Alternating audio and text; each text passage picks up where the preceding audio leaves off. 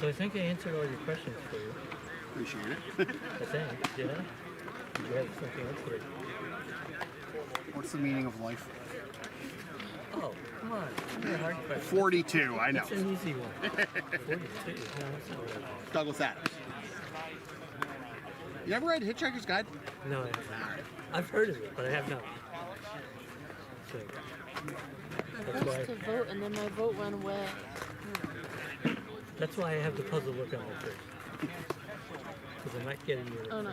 In the beginning, the apologies. universe is created. This has generally been viewed as a huge mistake. That the universe was created?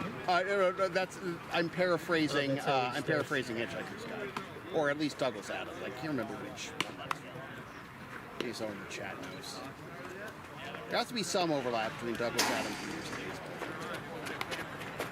I guess we'll find out.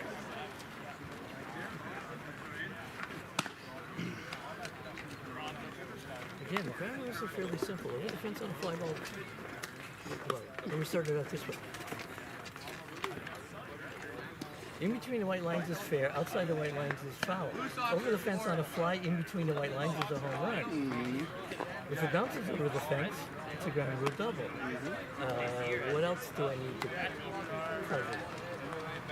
We play 7 innings. If it's a tie for 7, after we play 8. If it's still tied, we play 9. If it's tied after 9, it's a We all tie. go home, but nobody's happy. Yeah. Unless somebody's walked it off. Y'all got a lineup? Well, we need.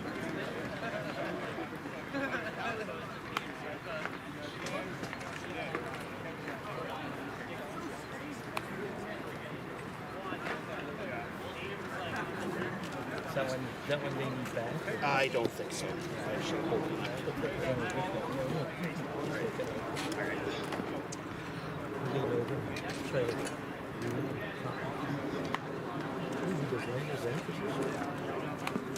What a concept. I do not know how to do it.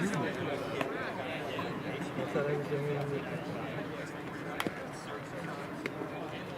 Maybe there are some good people in the world. I'm still searching. I found some, but I'm still searching.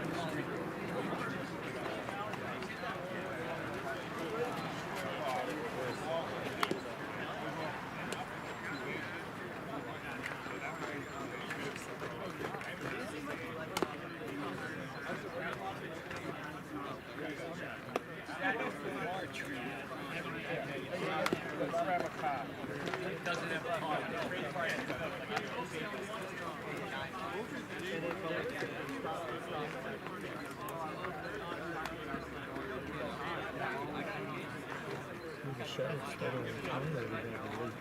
Oh, we're already late. Oh, okay. Why should we start in time? No, they're stuck. The game never starts early nor late. It starts precisely when it needs to. Or when it needs to.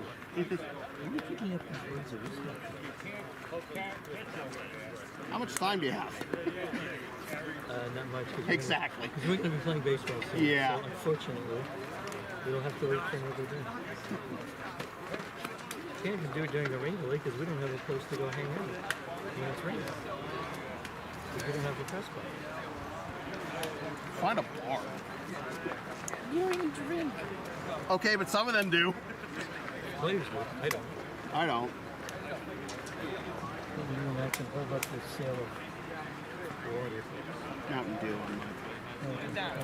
Yeah. Helps me be the designated driver for as many people as possible.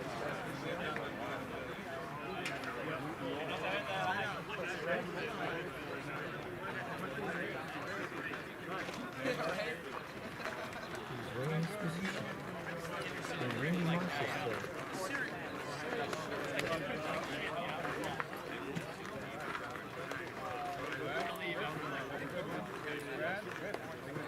Oh, which door is she? Just hang on to that. Just hang near that.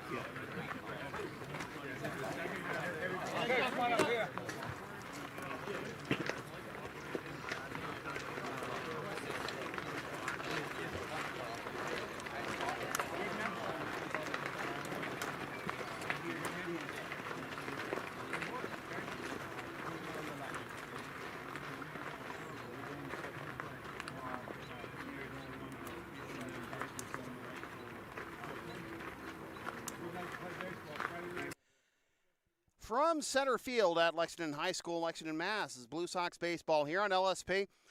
Tonight, the Brighton Black Sox from the Park League visit the Lexington Blue Sox. Interleague play with the Black Sox entering play at 10-11-1, and the Blue Sox at 13-7-1. Good evening, everybody. Sam Feely here with you. Ready to bring you the play-by-play story. Chris Del Sordo is on assignment. Reed TBT in Las Vegas. Hey, Chris, how you doing?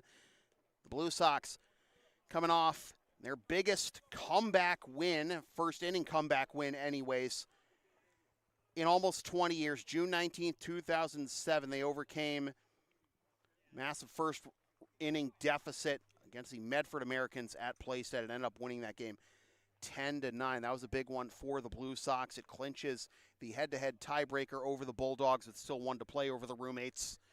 And this is where the ICL standings are entering the final week. And, of course, Wednesday's game against the Mad Dogs postponed. That doesn't really matter for the Blue Sox in terms of,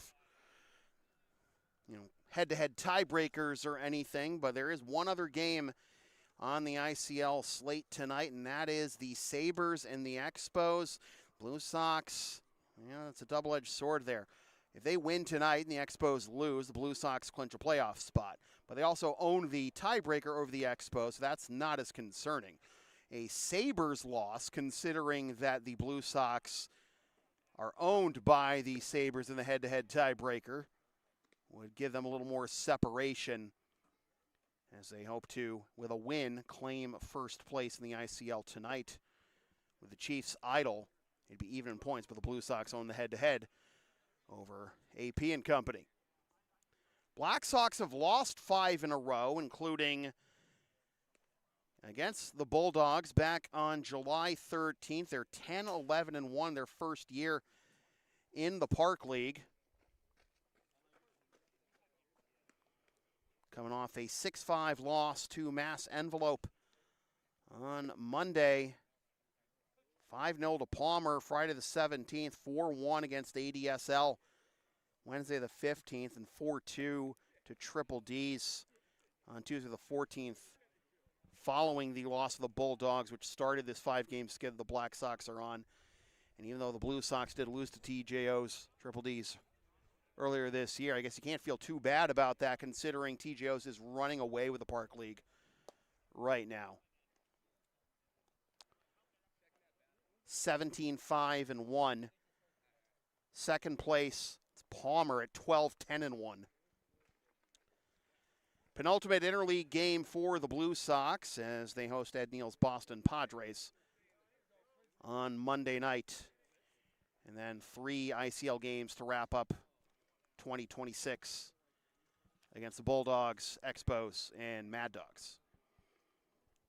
Quincy Steedle is going to lead things off for the Brighton Black Sox against Dan Metzdorf, who has some experience with teams of this logo and uniform. He was drafted by the Chicago White Sox out of BC many moons ago. That's in there for a strike. At 8:06, we are underway. So Quincy Steedle, Bobby Higgins, and John Lynch leading things off for the Black Sox here in the top of the first. That hits the inside corner with a fastball. It is quickly 0-2 to the Black Sox second baseman.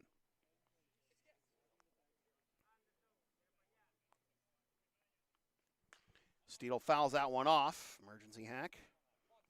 Slap that out of play over towards the construction site. That is Harold Crum Field right now. We'll do it again at 0-2. Steedle slashing .432, .596, .568 in 16 games. 1 triple, 1 homer, and 4 ribbies, and 10 walks, 211 strikeouts. And a good battle here after being behind 0-2 to start the AB. Fouls off a couple pitches. Well, Metzdorf is definitely sped up Quincy here. Slow him down with the changeup. Read the top line. 1-2. Oh, no, that story I've got to hear. Black Sox bench was telling Quincy that one came up in his grill. What's another ER visit? Had 1 ER visit from center field tonight. Remember when Sal got drilled a couple weeks ago? Good battle here by Steedle. Remains 1-2.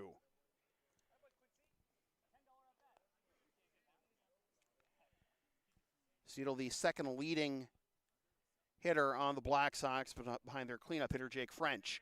Curveball in there, strike 3 called. 1 up, 1 down.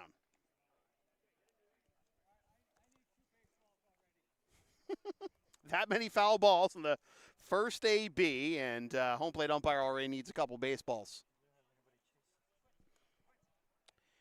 Here's Bobby Higgins, not to be confused with former Detroit Tigers outfielder of yore, Bobby Higginson.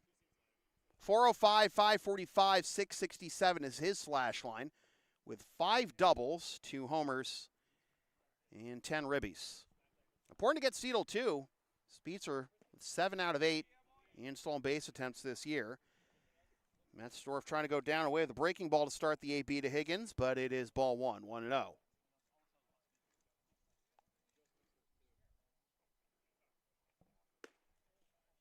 Fastball high. Hitters count here for Higgins.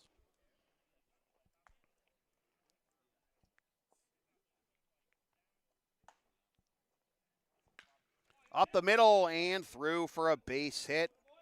Hitters count. Fastball down the chute. Hit it back up the box. And a 1-out base runner for Brighton. Here comes the catcher, John Lynch. First hit in his first AB tonight for Higgins after going 0 for 3 with a walk and a run scored against the Blue Sox in the day of baseball game last year that really marked the turning point of the Blue Sox season. Pickoff attempt, but Higgins is back safely. He has not attempted a stolen base this year. Here's a catcher, John Lynch, who slashes 396, 467, 585, 6 doubles, 2 triples, and 19 ribbies. That one a little closer, but still safe, is Higgins.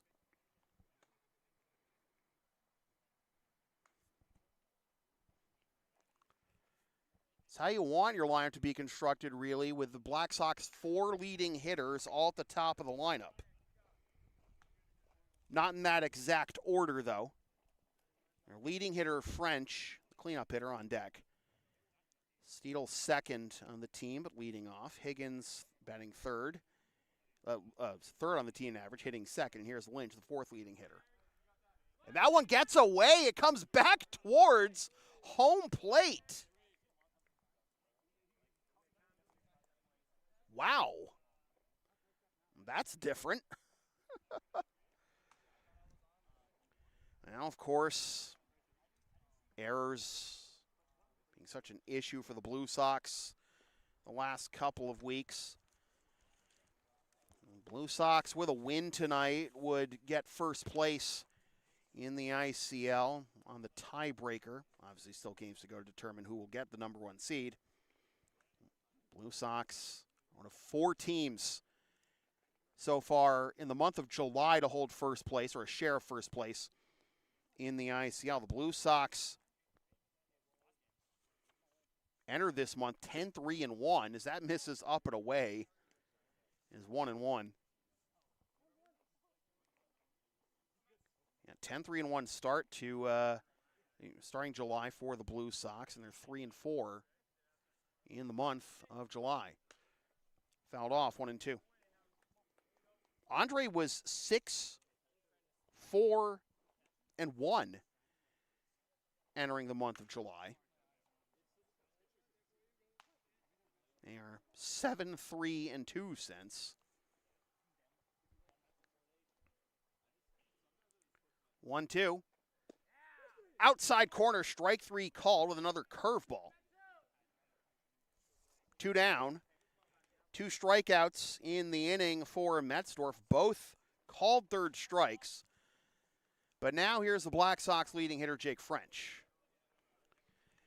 509, 557, 849 is his slash line. Leads the team in hits, 2 doubles, even has 5 triples, plus 2 homers and 19 ribbies, both of which are tied for first on the team. Lynch is tied in RBIs. Higgins is tied in homers. Dribbles this one. Metzdorf stumbles off the bump. Fires in time. Side retired. Boy, That was ticketed for an infield single the way Metzdorf came off the mound. And remember, he's still falling off towards the direction the ball was hit to. But he recovers in time, and nothing comes of the Higgins single or the error. Black Sox nothing, and the Blue Sox coming up. LSP and Shipping Shield are partners in cards. Shipping Shields are the eco-friendly sports and gaming card shipping protectors, trusted by yours truly, made in the U.S. and Canada on 100% recyclable cardboard. Use the link and codes on the screen or in the description. We may receive a commission for a 10% discount on your order. We may receive a commission from your order, but we thank you for your continued support of whatever this is.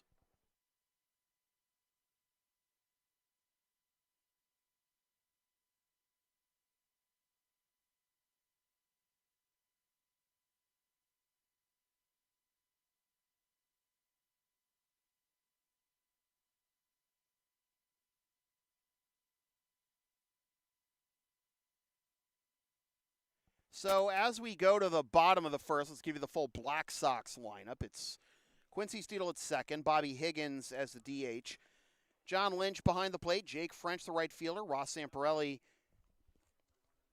is in center, Jake Hatch is at third, Caden Sheehan at short, Nick Brady at first, and Alex Owens in right in support of the right-hander on the bump, Max Moss.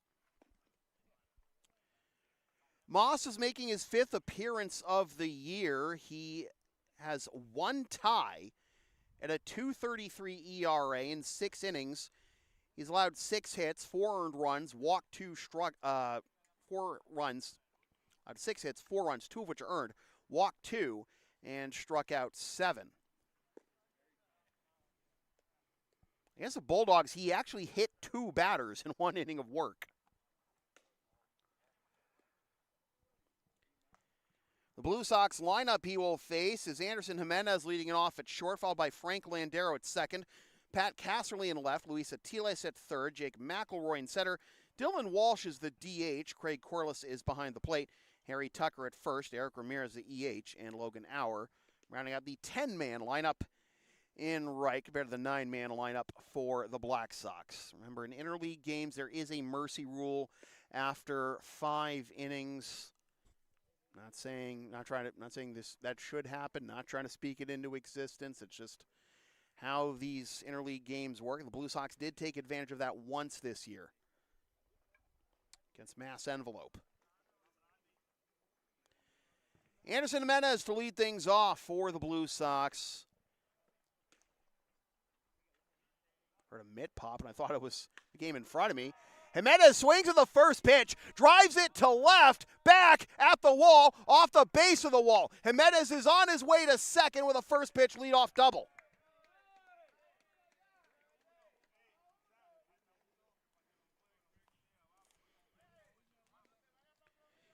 AJ wasting no time whatsoever, getting into scoring position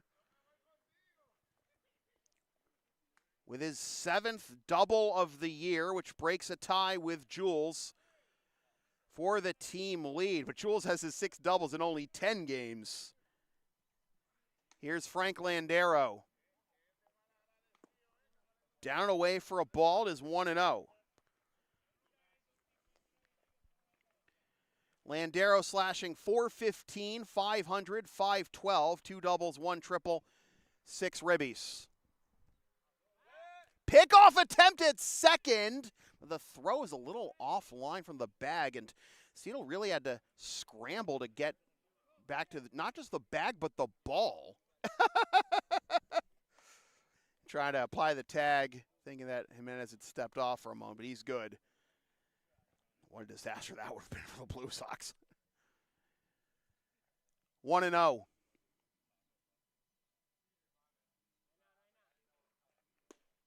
Fastball outside corner, evens the count at 1. Landero with 17 hits, which is tied for third on the team. Team high 9 steals and 9 attempts. 8 walks, 2 4 strikeouts. Fastball outside. Count moves to 2-1.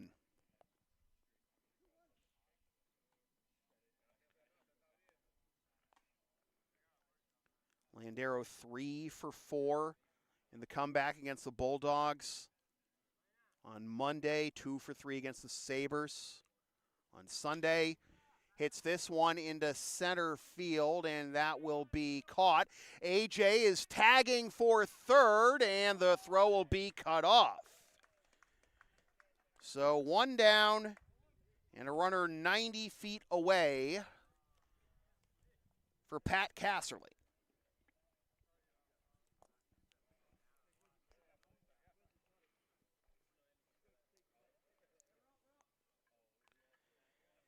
Cass slashing 333, 462, 549 with 4 doubles, 2 triples, 1 homer, and a team high 15 ribbies. And he's got another one waiting 90 feet away.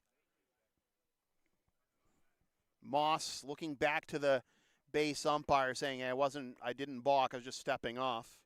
Goes with a full windup with the runner on third and the infield in. And delivers down and away to Cass, 1-0.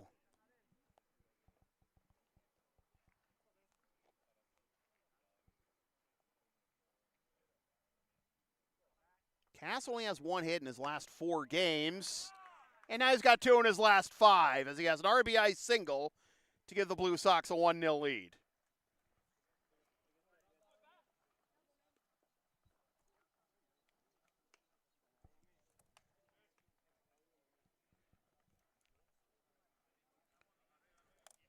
RBI number 16 for Pat Casserly.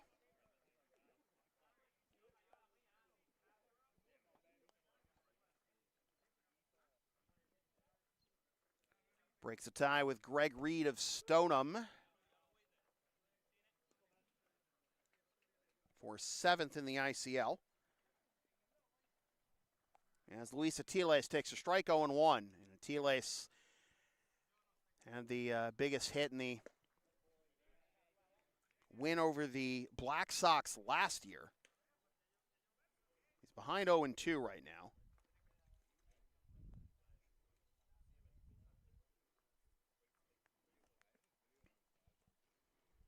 .333, 419, 41 is his slash line.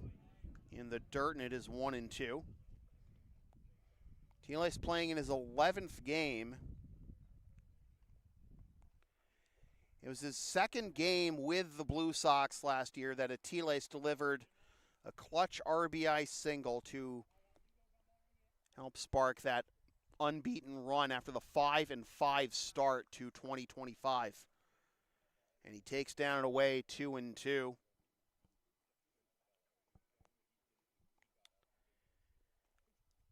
Atiles 1 for his last 10. Having hits in each of his first 6 games this year.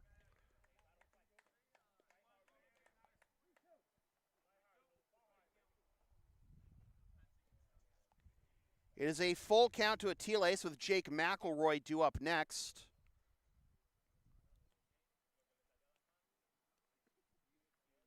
Cass, for those playing the home game, has not attempted a stolen base this year. Chops this one to third. Throw to second is in time. They won't get Atiles. 2 down. Kind of a high throw, too, from Jake Hatch to Quincy Steedle, but he was able to keep his foot on the bag. So still runner on first with 2 down. Atiles reaches on the fielder's choice. And here's Jake McElroy.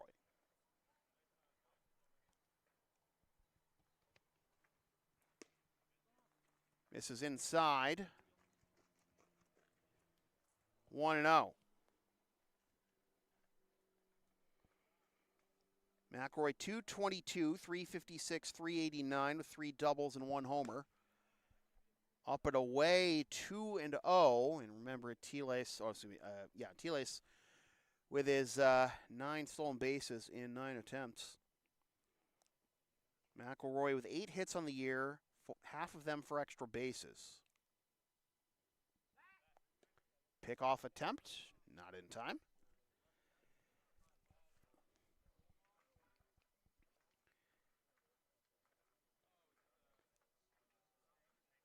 Mac has 1 hit in his last 3 games, but he also has 4 walks. 3-0. Dylan Walsh due up next. 1-0 Blue Sox on the RBI single by Pat Casserly. Driving home, Anderson Jimenez had a leadoff double.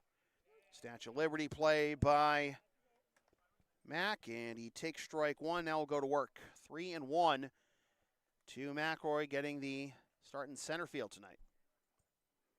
Teles hasn't threatened to run yet. He's dancing, doesn't go, and that is below the knees for ball 4. It'll be first and second with 2 down for Walsh. Walsh was penciled into the EH slot before the game, then got moved to the DH slot. And Eric Ramirez got flexed over into the flex slot, the EH spot.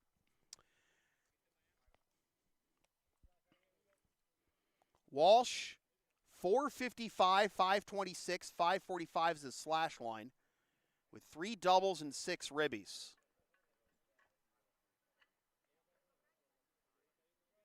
Five walks to 3 Ks. Down low. Ball 1. We'll open up the iris after this half inning in case you're wondering, why is it so dark? We do have the lights on here at LHS, don't worry. Line the other way through for a base hit. Attila is being waved around third, loses the helmet as it's bobbled in left. 2-0.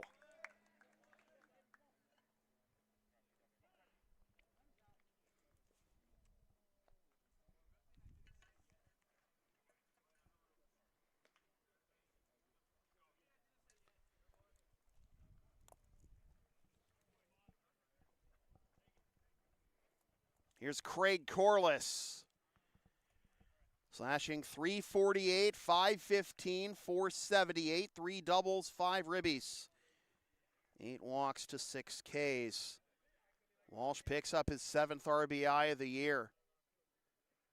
Boink.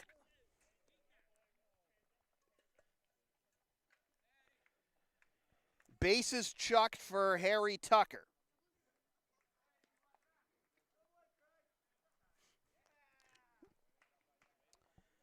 Right in the small of the back.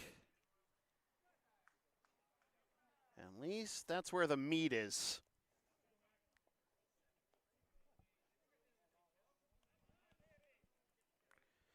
Tuck slashing 333, 412, 633. Looking to make it a 6-0 ball game with that swing, but comes up empty. It's 0-1. 4 doubles, 1 triple, 1 homer, 10 ribbies. He's behind 0-2. Tuck last played on July 15th against the Bulldogs and went 2 for 3 in that game with a double and 2 ribbies.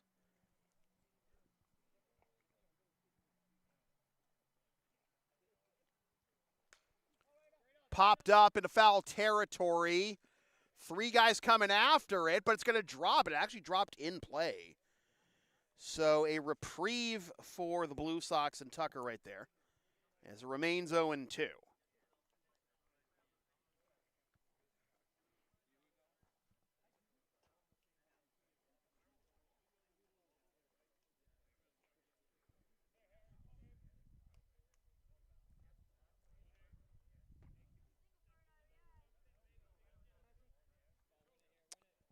McElroy at third, Walsh at second, Corliss at first. Full wind by Moss. Dribbler up the third base line. Behind Rick DeAngelis in the third base coach's box. Do it again at 0-2. Infield is back. The outfield is straight away. The center fielder, Zamparelli, is pretty deep too. And foul tip into the mitt of Lynch for strike 3 to retire the side. The Blue Sox leave the bases loaded, but pick up 2 runs on 3 hits and lead 2-0 after 1.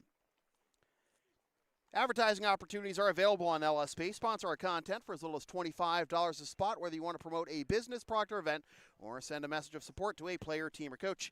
Email yours truly for all the deets.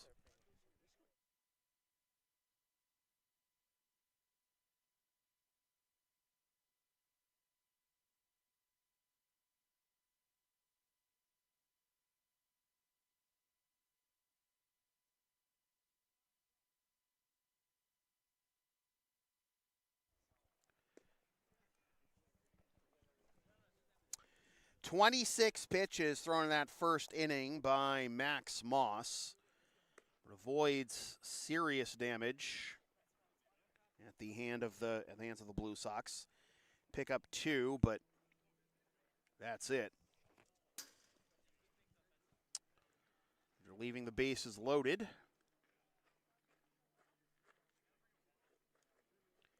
Black Sox will send Zamparelli, Hatch, and Sheehan to the plate here in the top of the second.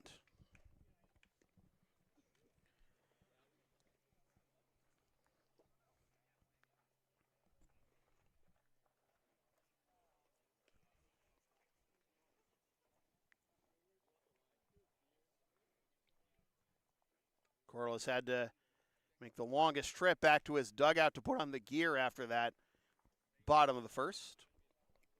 But it looks like we are ready to go. Blue Sox leading 2-0 over the Brighton Black Sox, formerly the Hockey League, now the Park League.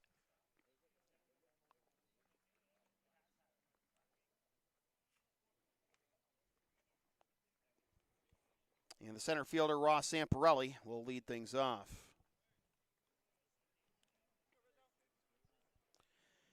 Zamparelli playing in his 18th game. He's slashing .296, .377, .315. Only 1 extra base hit, a double, but 10 ribbies. And misses just low for ball 1 to Ross.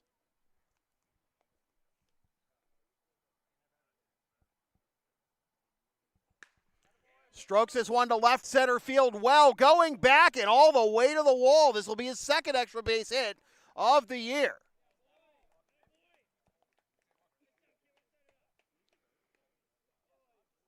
Ross now in his 11th year with the Black Sox, and that is his 50th career double. What a milestone that is for Ross Zamparelli. Guy's a .322 career hitter. Now just picked up his 50th career double with the Brighton Black Sox.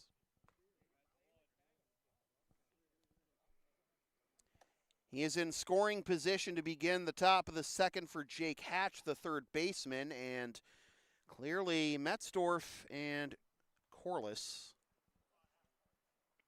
Or actually, do we have a new whip? My mistake. I guess Metzdorf was the one-inning guy today. It's the opener. That is swung on and missed.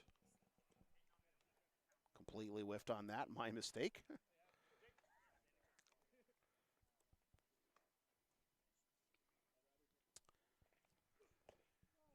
Down and away for a ball.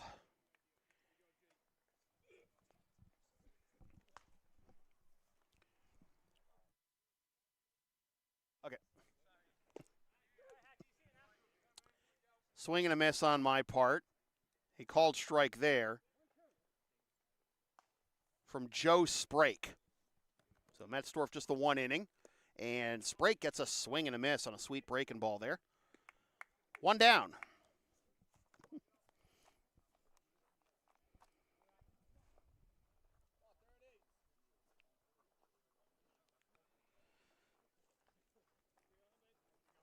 Third strikeout in 4 outs for Blue Sox pitching. Hatch is retired. Here is Sheehan. He's down and away for a ball.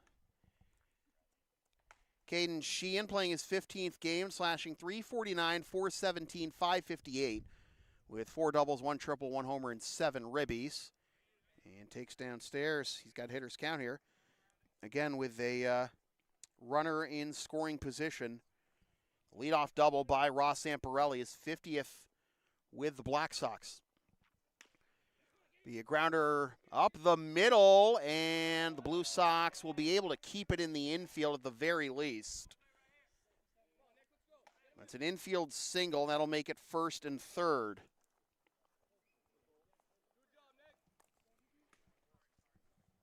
Tough play with the slow chopper up the middle. You had both Jimenez and Landero converging.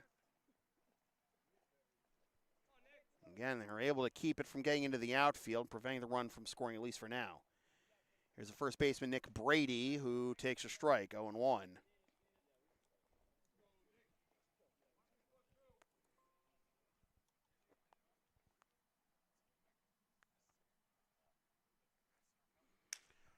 Broken bat the other way, but that is a foul ball, and it'll be strike two. Brady playing in his first game with the Black Sox, and he is not thrilled with the condition of the bat, despite that maybe being the most obviously broken bat we've ever heard.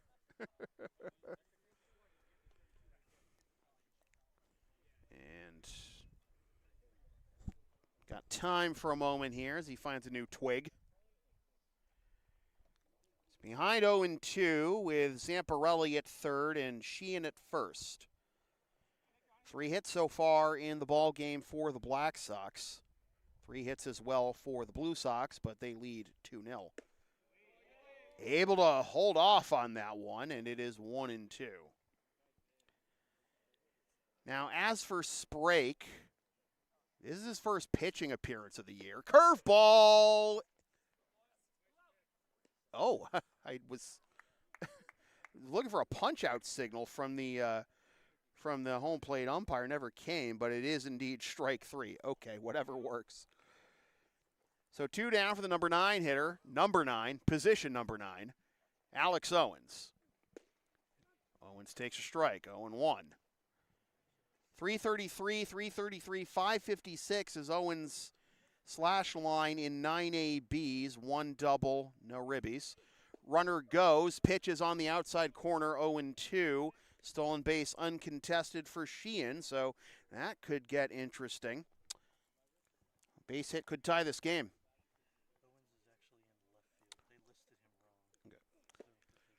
Swing and a miss. Good morning, good afternoon, and good night. Alex Owens, side retired. 2 runners left in scoring position. And we're through a buck and a half, still 2-0, Blue Sox.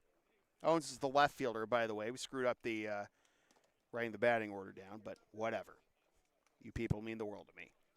The LSP store is open. Get yourself one of several different designs of stickers, shirts, or other merch, including some stuff with my dog, Tina the Longarina, on it, and some words I've probably said on this here YouTube channel over the years. Scan the QR code now to buy.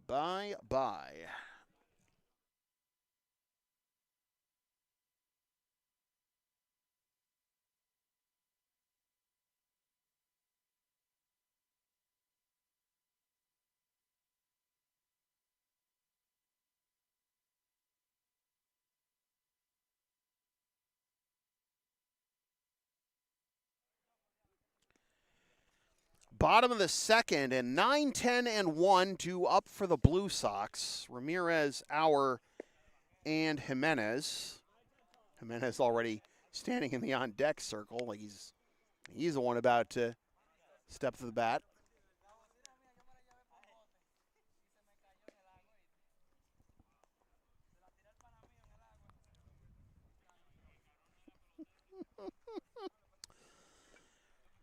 Eric Ramirez, the extra hitter, lead things off. What I was going to say, by the way, about Joe Sprague, this is his first pitching appearance of the year. As a hitter, he was 1 for 3 with a strikeout against the Bulldogs on July 15th. I see that, yeah. Mm-hmm. Well, if Eric Ramirez isn't enough of a threat, here's Eric Ramirez times 2. He usually wears 17. Tonight he's wearing 34. And if he can channel Big Papi, well, I don't think any Blue Sox fan would complain about it.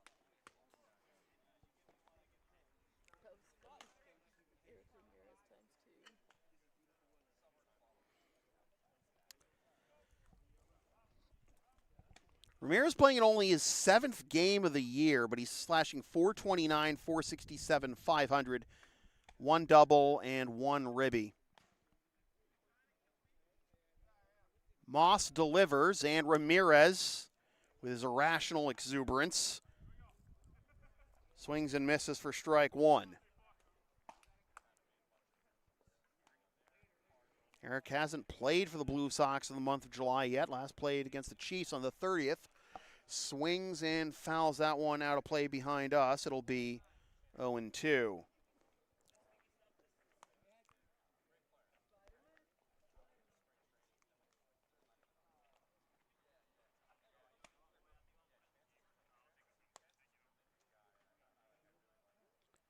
Ramirez granted time for the 0-2. And the Blue Sox, one of 4 teams, have been in first place or a share of first place in the month of July. As that misses outside 1-2. Andre has been in first for 8 days so far. Blue Sox 4. Melrose 4. Stoneham 1. Curveball just misses down. And goes from 0-2 to 2-2.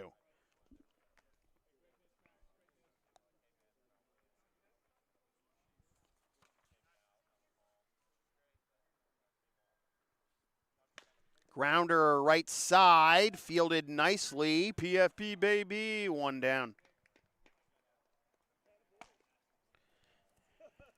3-1 as Ramirez is retired.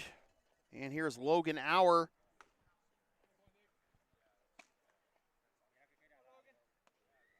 Blue Sox right fielder playing in his 7th game and slashing .438, .526, .562. 2 doubles, 4 ribbies.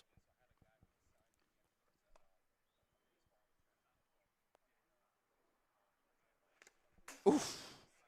Came in hot. I think it fouled off the catcher's mask, too, the way the backstop.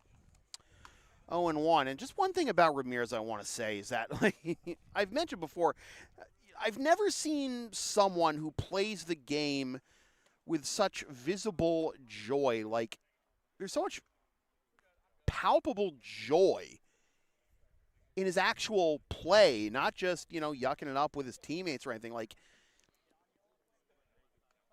it's amazing to see. And then you see him at the plate. He's like, such a free swinger, and yet he's only struck out once this year, now 15 at-bats. It's a very good ratio, all things considered. Swing and a miss, change up, 0-2. Doesn't strike out a lot for a guy who swings as freely as he does. Can you say Vladimir Guerrero, ladies and gentlemen? We'll throw back for you if you really know. If you really know the Blue Sox lore, specifically when it comes to me. You don't need to hear that right now, though. Yeah, that's something that everyone knows. Swing and a miss. 2 up, 2 down. Hey, Jim Chuck, how you doing? Lineup turns over for Andy. First pitch double, leading off the bottom of the first, and came around to score. The first of so far 2 Blue Sox runs. 1-2-3 inning would do wonders for Moss and the Black Sox if he can retire Andy here. Inside corner, strike 1. Good old breaking ball there. 0-1 is the count to Jimenez, as Auer just became Moss's second strikeout victim, and now he's got him way out in front of that slider darting down and away, and it is quickly 0-2. Meanwhile, the Blue Sox, between Metzdorf and Sprake, have struck out 5 batters in 2 innings. Down and away, and he able to lay off that one. And the count will move to 1-2. 26 pitches in that first inning for Moss. It'll be number 13 in the inning and number 39 overall. He's going to get to 40, as it is 2-2.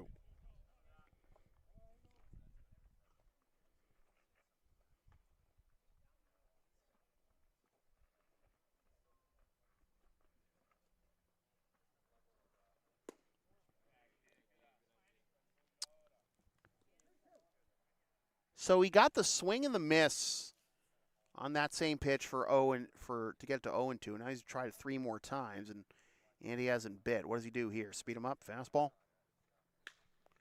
He lifts it into shallow right towards the line, and that'll be caught for the out. That retires the side sliding catch onto his knees by Jake French of the Bermuda Triangle there.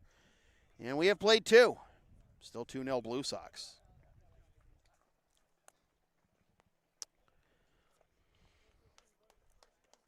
Are you down with the sound called LSP? Of course you are. And follow and support us on the web, Linktree, Facebook, YouTube. Don't forget to subscribe. Flash subscribe button. Membership is also available for $5 a month, PayPal and Creator Spring. LSP 37. All the cool kids are doing it.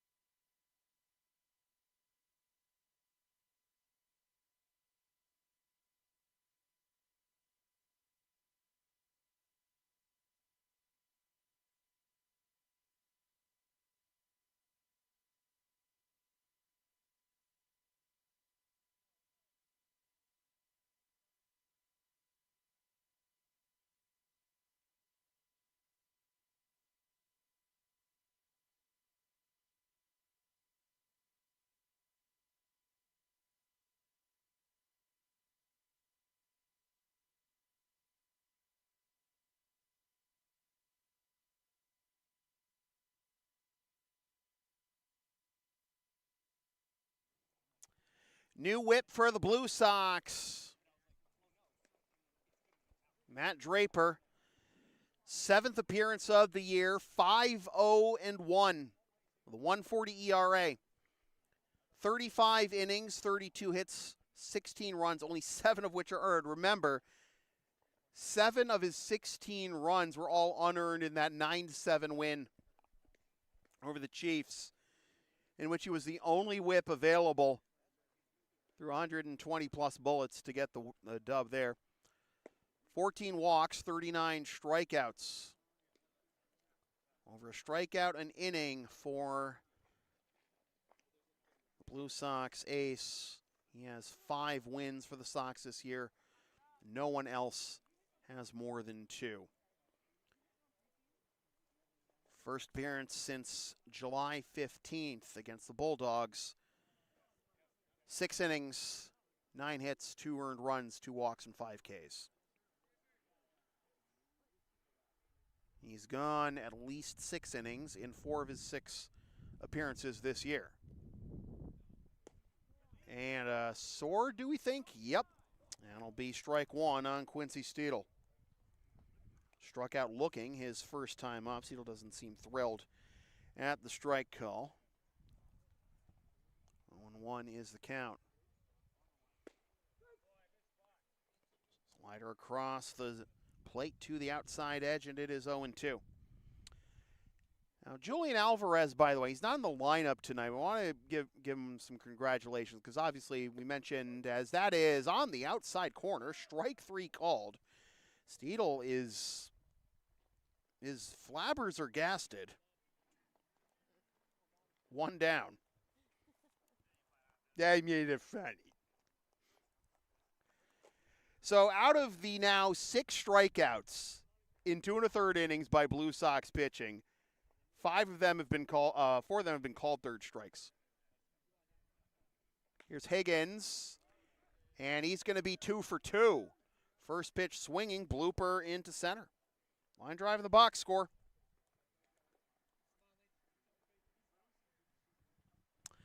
I guess I got ahead of myself having the runner on first there before he even swung the bat. And the score bug. Here's John Lynch. Struck out looking his first time up. So Alvarez becomes the 4th player since 2006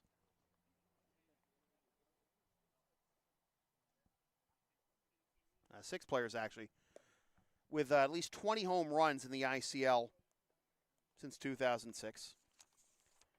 Lynch is now behind 0-1. John Jennings had 21. Josh Klimkowitz, former Blue Sox, with 21. That's up and away. 1-1. Dan Chasen, former Watertown Red, 24. And Johnny Welch, 32. That's 5, not 6. I cannot count tonight. Draper is behind here, 2-1 to Lynch, who struck out looking his first time up against Dan Metzdorf. That goes to the backstop, and Higgins goes to second. Well, he's in scoring position again.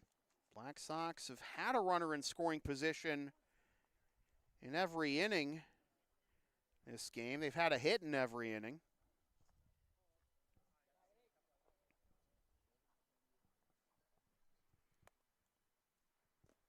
And that goes to the backstop.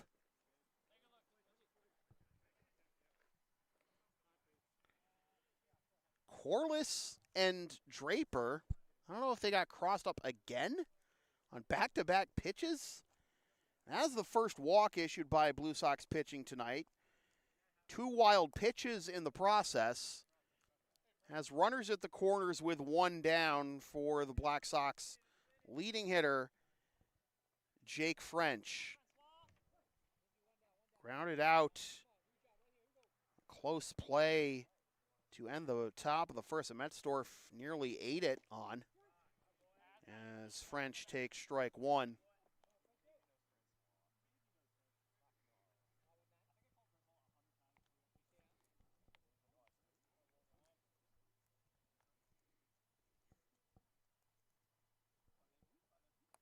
Swing and a miss.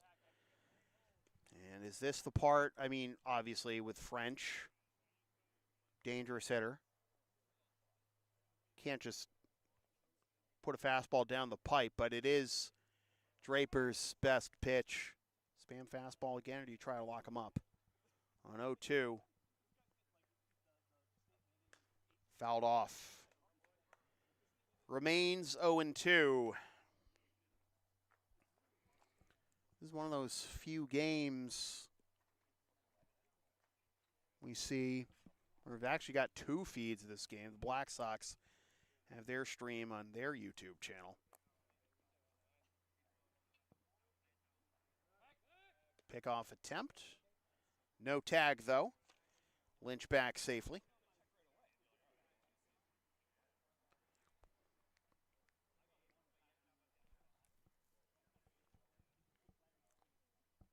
Lynch could run. He's 5 out of 5 in steals. Good wheels for a catcher.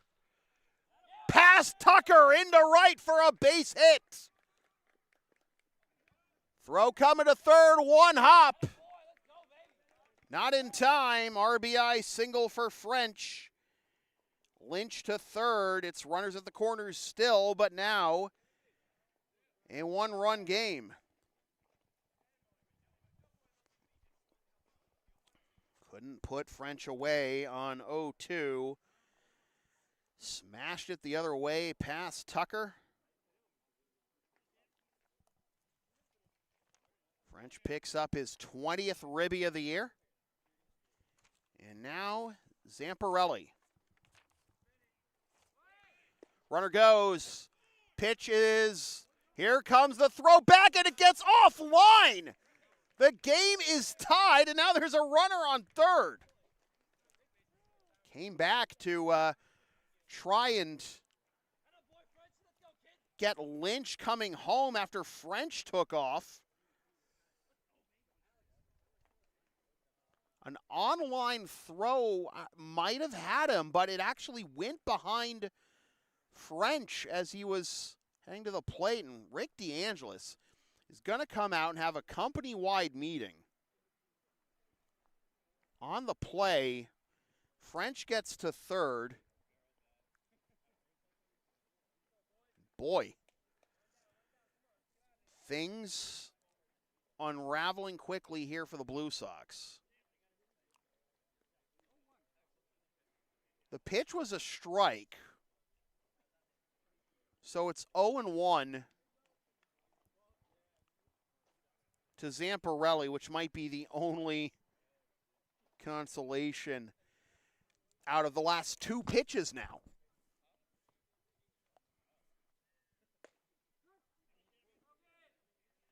Oh, and 2. Zamparelli with a double his first time up. Was stranded at third. Fly ball into right will be deep enough to score the run regardless. Here comes the throw. It is cut off, and the Black Sox lead.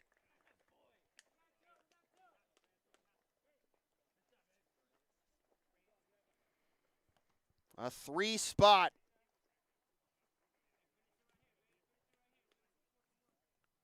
Here on the top of the third for the Brighton Black Sox is Zamparelli with the sac fly. Now here's the third baseman, Hatch. Boy, what part of the bat did that hit? It is 0-1.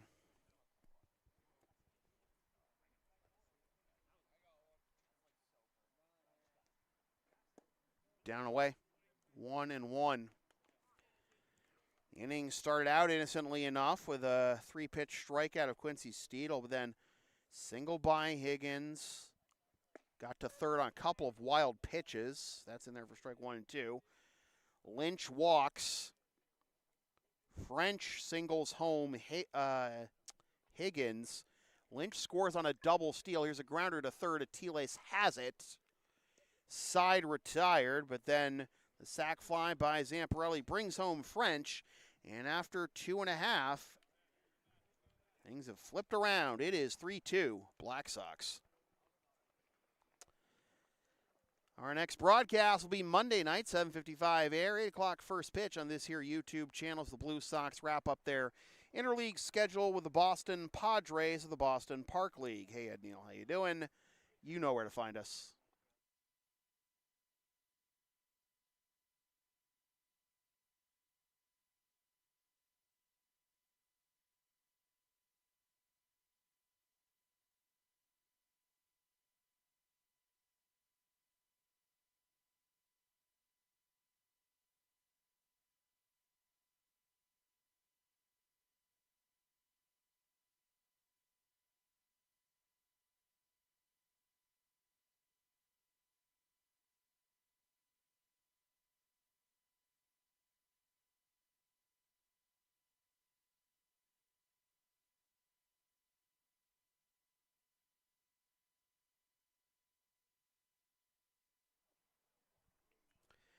We go to the bottom of the third. It'll be 2, 3, and 4 due up for the Blue Sox and Landero, Casterly, and Atiles. And boy, what a turn of events here in the last inning.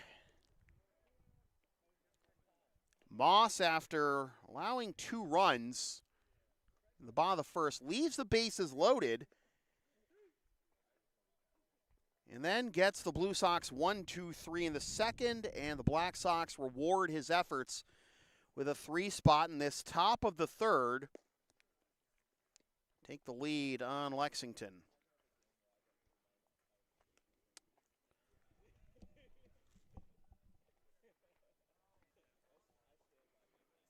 Again, errors, defensive miscues, inability to put batters away at 2 strikes, all these things that have been really hurting the Blue Sox cause this year. All coming together there in the top of the third to give the Black Sox their first lead of the game as Landero swings and misses on an off-speed pitch inside. First strike 1. Flew out to center his first time up, did Landero, but it was enough to get Andy to third. He wanted to pull the trigger, could not, and it is 0-2.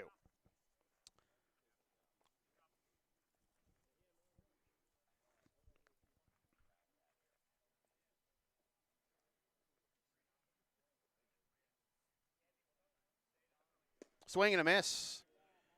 Good morning, good afternoon, and good night. Frank Landero, 1 up, 1 down. Third strikeout for Moss. Here's Pat Casserly. RBI single his first time up. Getting to a team-leading 16th RBI.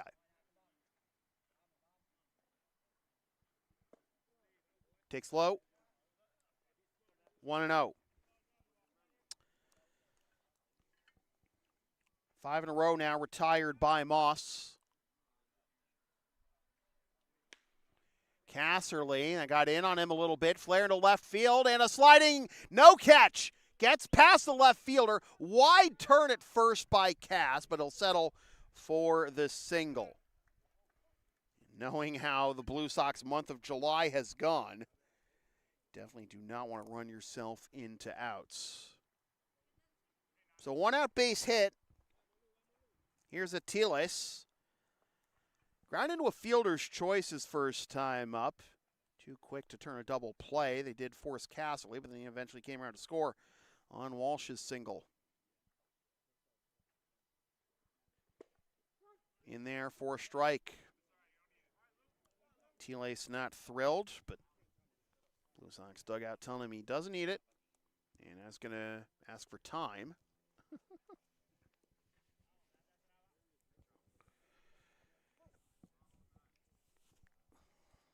Come back into the fray. Moss was ready to go for a while. 0-2. 3 pitchers used so far by the Blue Sox. Metzdorf for an inning, Sprake for the second, and Draper for the third. Nobody warming behind him, so he has a reason to come out for the fourth. 0-2 right now to Atiles. Curveball down and away. 1-2.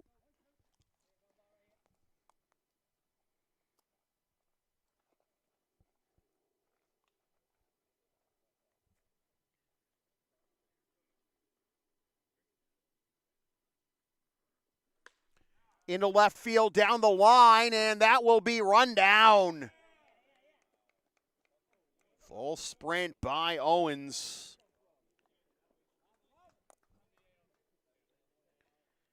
It's one of those plays that can very easily die quickly. Wind isn't very strong, but it is blowing out. Regardless, 2 down. Atiles is now 0 for 2, and here's McElroy.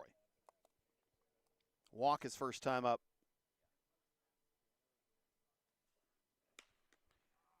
Pops that one up right side, and that'll be caught for the out that retires the side. And the Blue Sox go relatively quietly there in the bottom of the third. Go the fourth, 3-2 Brighton.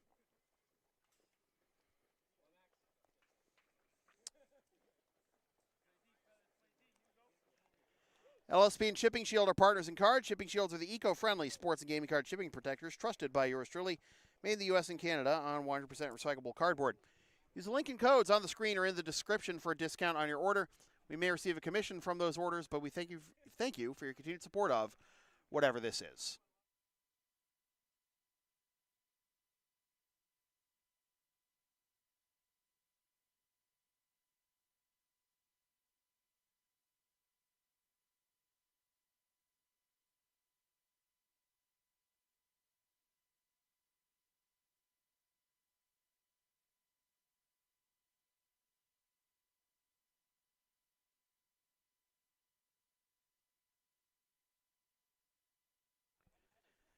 Draper back out there for his second inning of work as he will face the bottom third of the order in Sheehan, Brady, and Owens. Black Sox taking their first lead of the game last inning. A 3-spot against Draper after the first 2 were pitched by Metzdorf and then Sprake.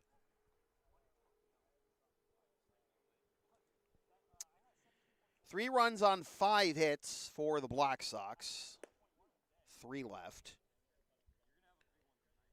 2 runs on 4 hits for the Blue Sox with 3 left. 4 left, I should say, and 3 of those in that first inning. Now the bases loaded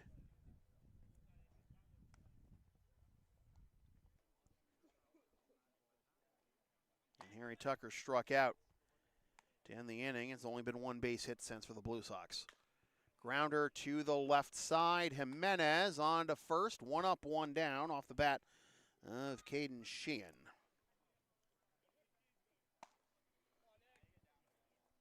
So with that bottom of the second being a quick inning, imperative for Moss, same can be said for Draper here in this top of the fourth. And the Blue Sox have gotten the leadoff man in all 4 innings so far. And the Black Sox have had a runner in scoring position in every inning so far. So getting the leadoff man is always important, but it hasn't dissuaded the Black Sox entirely. Nick Brady 0 for 1 with a strikeout looking. Grounds this one to the left side. Jimenez, well, he's able to keep the ball in front of him this time, but even with the field getting a makeover as of late, that is still a brutal hop to deal with if you're Andy or any infielder. Took a bounce off the lip of the infield grass. And again, Jimenez able to keep that one in front of him, but Brady was going to reach in the end. And here's Owens, who had a fine catch in the bottom of the third to deny Atiles a base hit. Full sprint towards the line to haul that one in. And looking for a base hit here. Comes up empty, off speed from Drapes, and it is 1-1.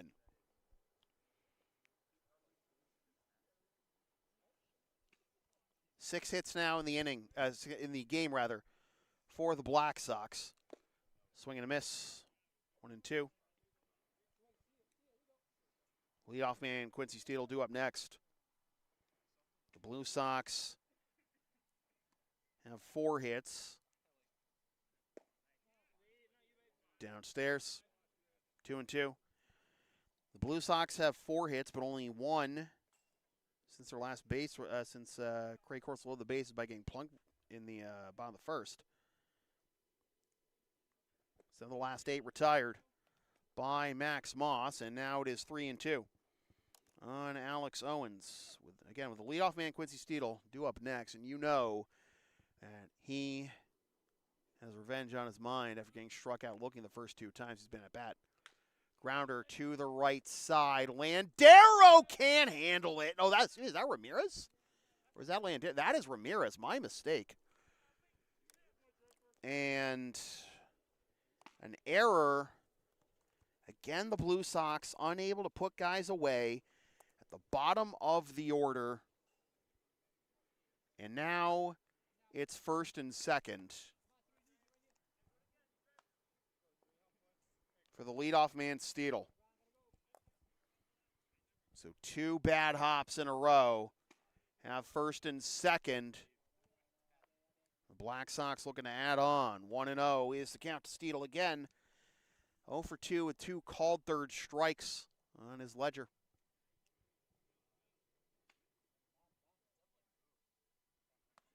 Swing and a miss. 1-1.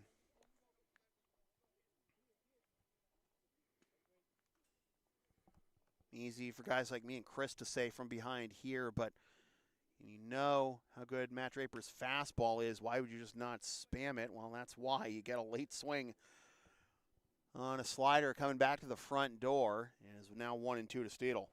With Brady at second and Owens at first. Inclined to call Brady's play a single, but Owens definitely an E4. Grounder to the left side. 6, 4, not 3. They do get the man in the middle, Owens, and Tucker avoids disaster handling that low throw. So Steele is now 0 for 3, but at least he reaches as far as he's concerned. And now it's 2 down with runners at the corners.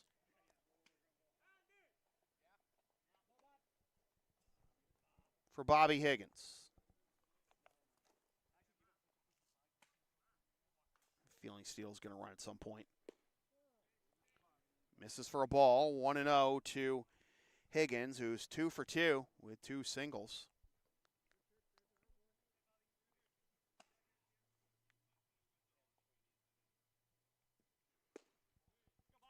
can't come back to the inside corner there, and it's a hitter's count.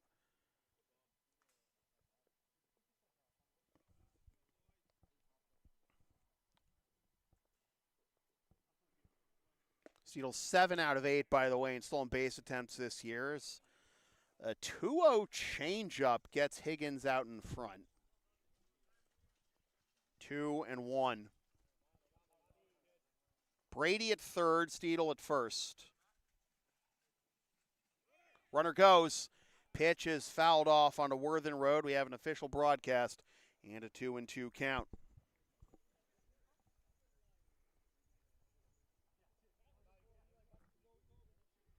Wind's starting to blow out a bit more.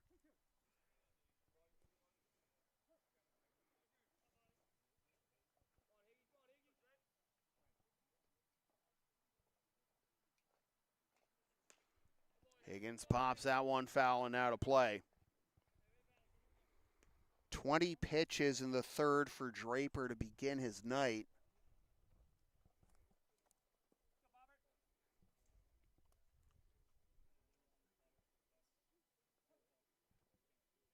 Now about to throw his 19th of this second inning of his. Runner goes, swing and a miss, strike 3. Huge strikeout there, and the Black Sox cannot capitalize with runners at the corners. Halfway home, 3-2 Black Sox. Advertising opportunities are available on LSP. Sponsor our content for as little as $25 a spot, whether you want to promote a business, product, or event, or send a message of support to a player, team, or coach. Email yours truly for all the deets.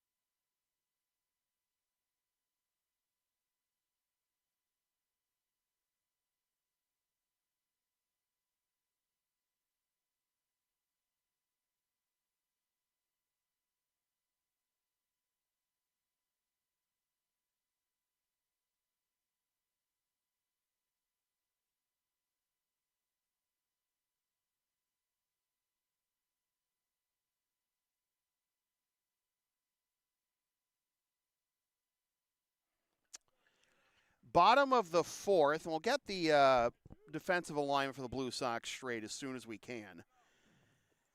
As it'll be Walsh, Corliss, and Tucker due up for the Blue Sox against Max Moss, who threw 26 pitches in the first inning and 25 cents, allowing just one base hit in the last 2 1/3 innings. Retired 7 of 8. Since plunking Corliss to load the bases in the first. Black Sox lead 3-2. A 3-run third is the difference, and is now 0-1. To Walsh, who had an RBI single his first time up. Misses up and away, 1-1. The Blue Sox have the Padres on Monday. Or is that a new whip? Looked like still 11 for a moment. That is, delivery is very different from Moss, so 1 second.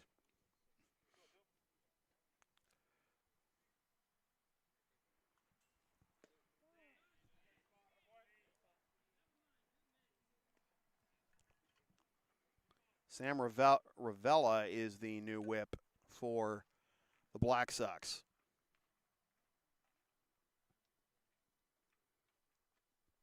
Curveball misses just high, and it's a full count. So Ravella 0-2 with a 9.80 ERA in 10 innings, and this is 6th appearance of the year. Up and in a leadoff walk. Yeah, that's what I thought. Bruce didn't realize that. Yeah, so you're the EH now, right? Oh, so you're swapping back and forth? All right, I got you. That's an interesting way of doing it. Whatever it takes to get guys reps, right? Corliss looking to bunt, pulls back in time for that to be ball 1. Appeal to the base umpire, no offer. Corliss, again plunked. Pickoff attempt. Corliss plunked his first time up. So Moss goes the first 3. Down and away. 2-0. They take the bunt sign off.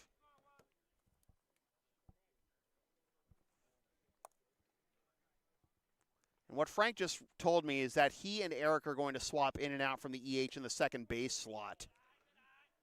Basically the rest of the way. You can do that with the EH slot. 3-0 to Corliss. Pickoff attempt, and back safely without a tag is Walsh. No one currently warming for the Blue Sox. Fastball in there for a strike. 3-1. Someone needs to be in the first base coach's box. Corliss stepping out of the box to get the signs from Rick DeAngelis.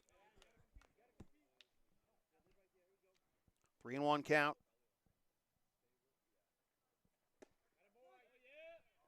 That looked pretty good.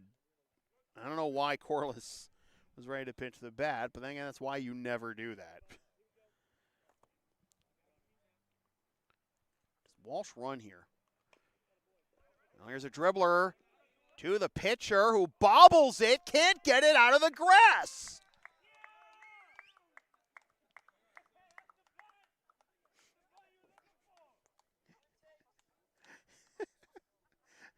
Line drive in the box score.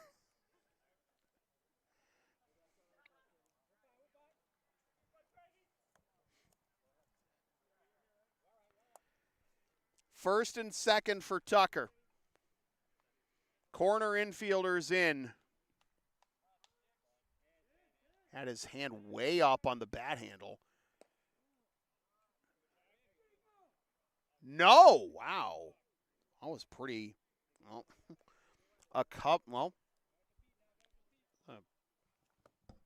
pretty favorable call for the Blue Sox, if you ask me, trying to be as impartial as possible. Me and my 9 rings with this team. Gonna square again and pop it foul. 1-1. Tuck struck out swinging to end the first with the bases loaded. He's got a chance here to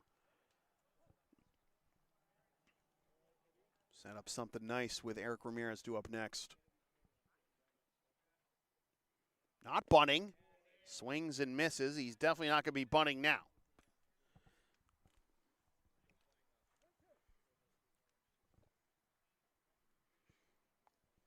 Walsh at second. Corliss at first. Grounder, third base side. That is a fair ball up the line.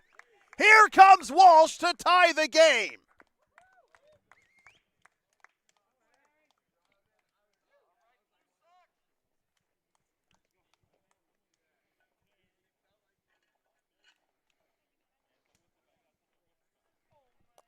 Corliss into second.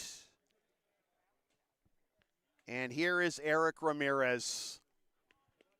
Fine effort by Joe Hatch. Got past him. Base hit to tie the game. And he's looking to bunt. Oh, they got him! They got Corliss.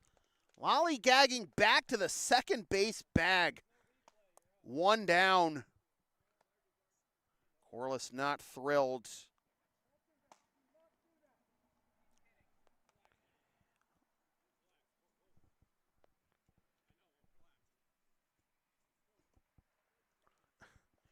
Corliss, some words. I'm not sure they're for the umpires or for whoever, but what that does now is put the inning-ending double play into the realm of possibility. Is Eric in his default setting of swinging out of his shoes, 0-1.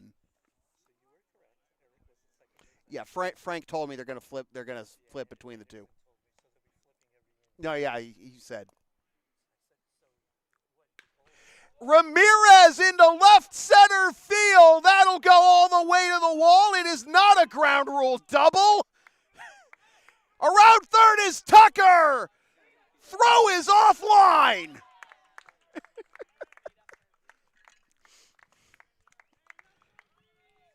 Blue Sox lead.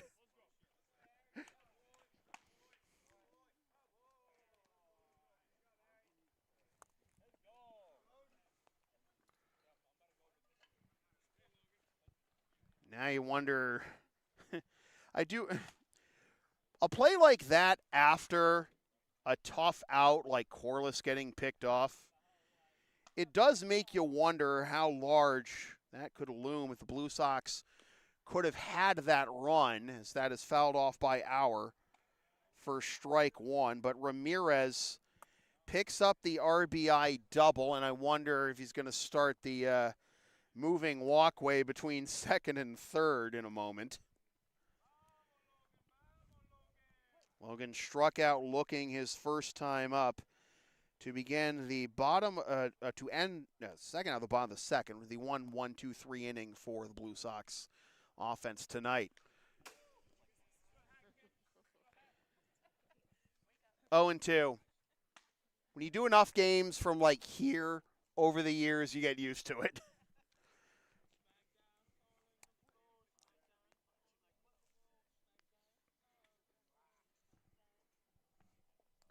Ravella comes set. Curveball missed, up and away. It'll be 1-2.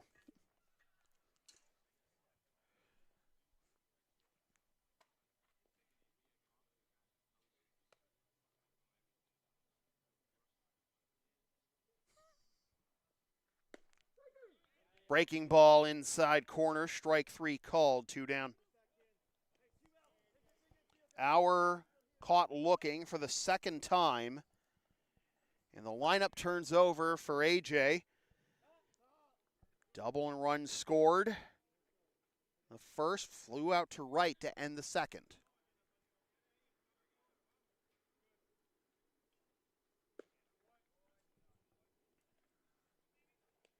1-0.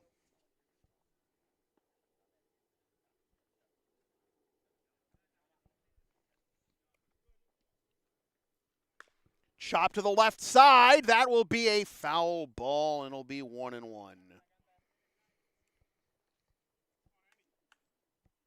First 4 batters of this inning reaching, but Corliss was picked off at second. So the Blue Sox lead 4-3, but could be 5-3 with still only 1 out at this point, were it not for that. Jimenez able to lay off that one, and it is 2-1. And with all the butterfly effect moments we have seen from Blue Sox games this year, you hope this isn't another one. You hope that that's not going to come back to bite the Blue Sox. Left side, past the third baseman into left again. Ramirez on his way home. It is 5-3, and Jimenez has a double.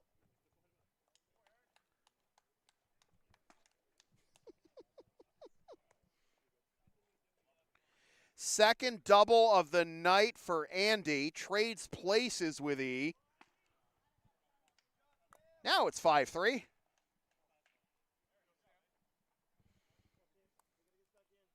Here's Landero, and if you didn't catch the news from Frank and Bruce confirming it, that's up and away for a ball, 1-0, that the rest of this game, Frank and Eric are going to be flip-flopping between the extra hitter and the second base position. So Frank is going to take the field next inning. Pops this one up. That's going to be behind us. Didn't get into the Black Sox. Didn't bucket that one into the Black Sox dugout, but 1-1.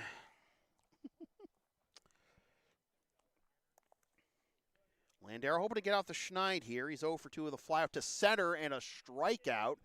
And it was jackknifed by that curveball. Looked like it came back to the front door, but it is 2-1. Blue Sox with a 3 spot here on the bottom of the 4th, leading 5-3. Dribbler foul, and it will be 2-2 to Landero. So far, it's Landero and Auer who have yet to reach base for the Blue Sox. We're past the hour mark in this game. Kind of late start anyways. It was 8:06 at first pitch. Bounces to the plate, and Jimenez can easily jog to third.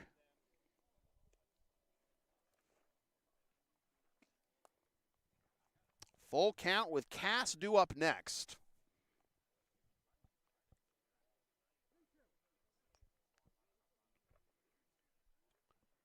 And the payoff pitch, here it is. Foul tip to the backstop. We'll do it again.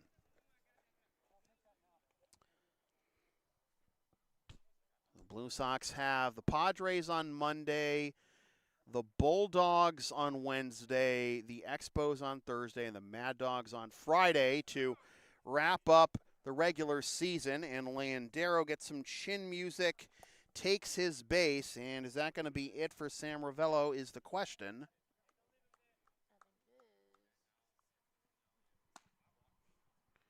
Has been action warming for the Black Sox for a while now. Will Baker looks like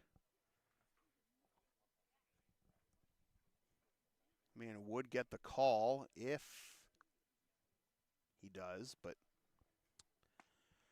okay, Graham's good. So at least one more for Ravella in the person of Pat Casserly. 2 for 2 with 2 singles. One bringing home a run in the first inning. His runners at the corners. Oh, pickoff attempt on Landero. Boy, get on base in your third PA and nearly get picked off to end the inning. And again, he's a threat to run. Team leader in stolen bases, 9 out of 9.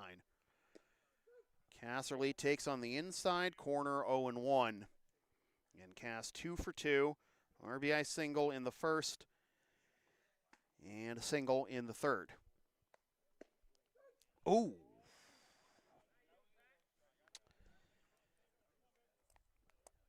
Lynch put it on a platter for the home plate umpire, and he said yes, so 0-2 to Cass.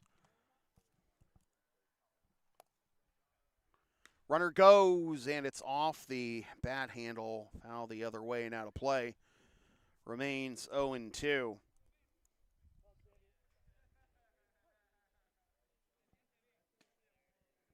Four hits in the inning plus 2 walks as that's down and away, and that'll be held on to by Lynch. A stolen base for Landero, his 10th of the year.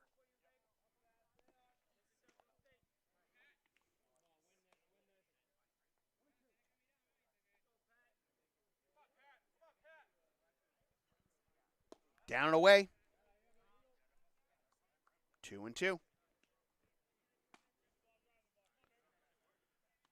Landero's now tied with Danny Crossman of the Mad Dogs for 4th. In the ICL in stolen bases, Austin Bruner of the Sabres leads the league with 12. Siegel, the Bulldogs, Patron of the Chiefs each have 11. Line the other way, base hit! 1 run scores. Throw to the plate, not in time. Cass is 3 for 3 with 3 ribbies, and the Blue Sox tack on the extra point. 7-3.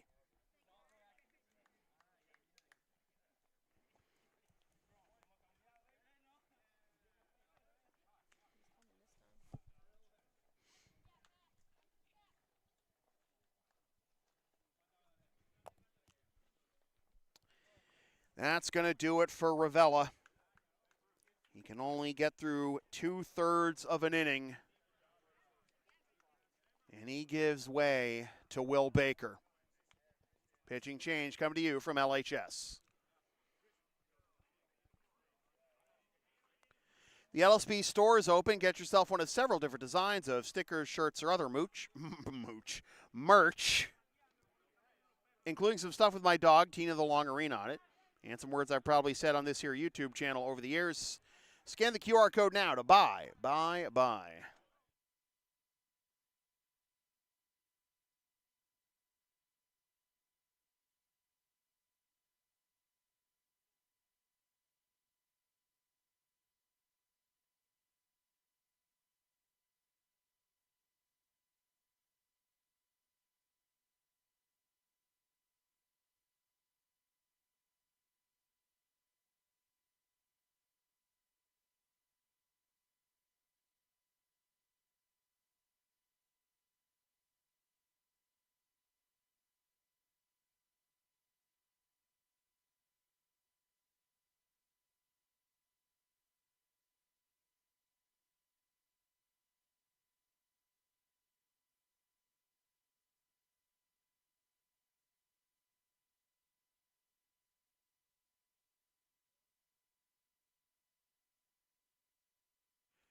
And the new whip for the Brighton Black Sox is the right-hander Will Baker. He's making his fifth pitching appearance of the year. First since July 1st. Happy Canada Day. Belated.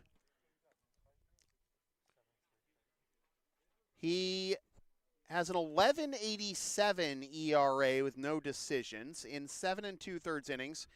He has allowed 14 hits, 13 earned runs, walked 3, struck out 2, surrendered 1 home run, and hit 2 batters. He's pitched 2 games against ICL opposition this year. On June 10th against the Americans, 2 1/3 innings, 6 hits, 5 earned runs, 1 walk, 1 K, and 1 home run. Against the Expos a week later, an inning and a third, clean one, no runs, 1 walk, no strikeouts. That inning and a third against the Expos, the only outing so far this year where he did not allow a run. Allowed 4 against ADSL on May 26 and 4 against Mass Envelope on July 1st.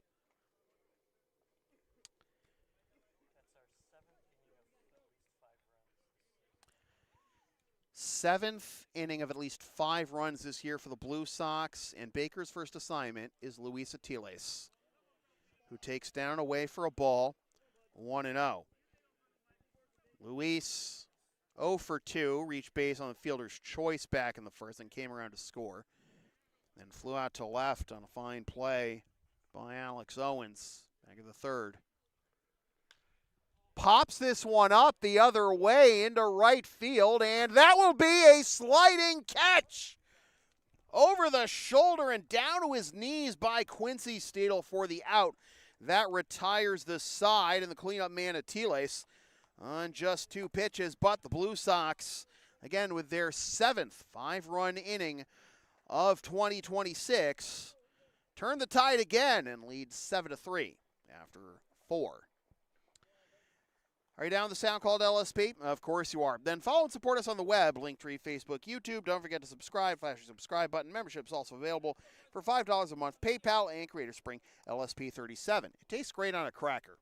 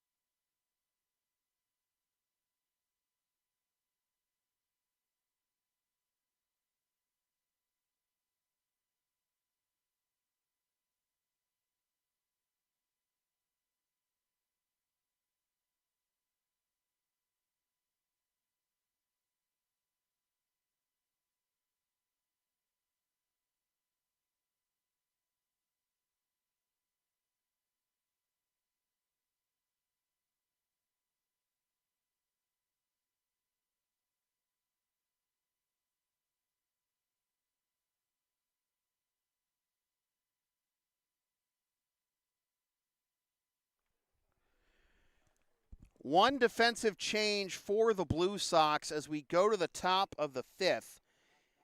And Jack Pasiak is now in right field. Logan Auer is out of the game. And Draper into his 3rd inning of work, staked to a 7-3 lead. Will face the heart of the order for the Black Sox, Lynch, French, and Zamparelli. 3, 4, and 5. And a swing and a miss by Lynch. It is 0-1. Lynch is 0 for 1, struck out looking in the 1st, walked and stole home in the 3rd on a double steal.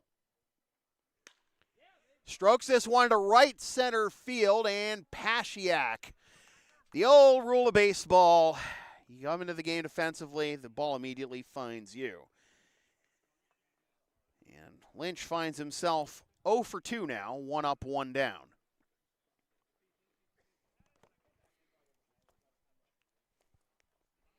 That happens so much that it just can't be coincidence. The baseball gods are real, man. Here's Jake French. Lines this one foul. Off the handle of the bat. 0-1. French 1 for 2. RBI single. Stolen base and run scored his last time after grounding out on that wacky play by Dan Metzdorf to end the top of the 1st. Swing and a miss. 0-2. The only other game tonight in the Intercity League is the Expos and Sabres. They got underway at 7:30. Pop up, first base side, foul territory, and that'll get out of play. Tuck had his toes on the line, but the ball was well out of his reach, so nothing you can do about that one. We'll do it again at 0-2.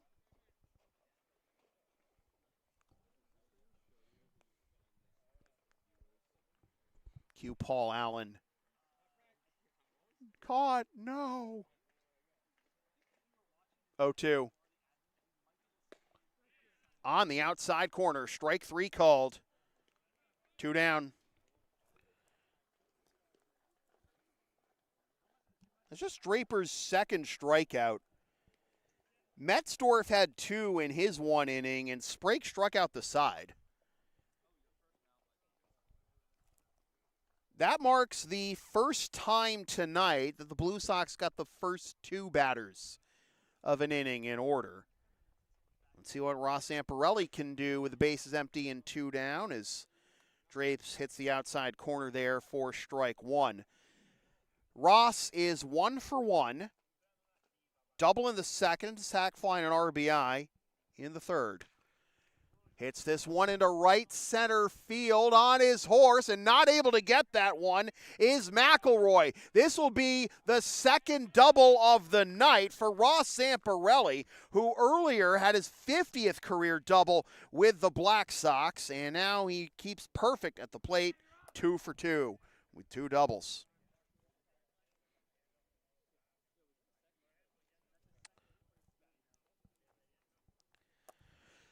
Runner in scoring position now for Jake Hatch as Corliss goes out to have a word with Drapes. That looked like it got in on Zamp's real good, too.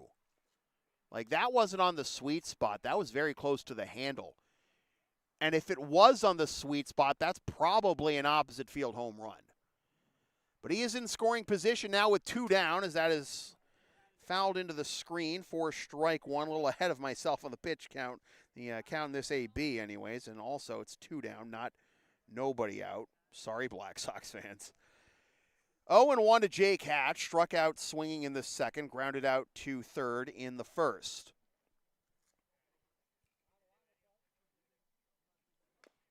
Fouled. You got that, Katrina? 0-2. You got that mosquito, though.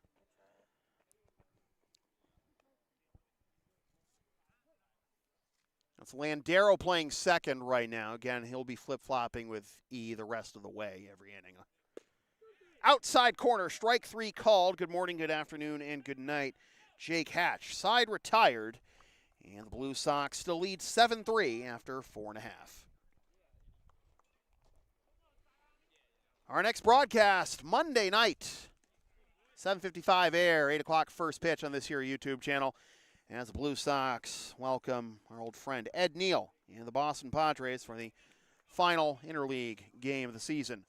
For the Sox, you know what time it is.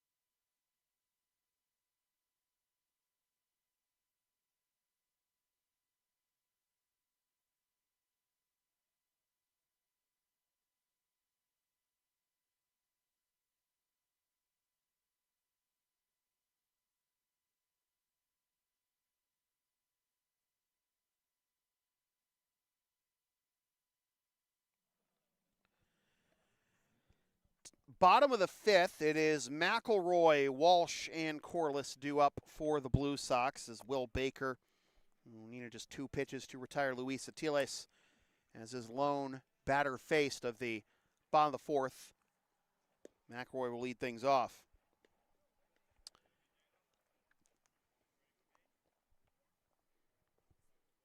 Blue Sox with 2 in the first and 5 in the fourth. The 5-run fourth was their 7th inning this year of 5 or more runs. Black Sox scoring all 3 of their runs in the third to flip the game around at that point. It was 2-0 Blue Sox after 2.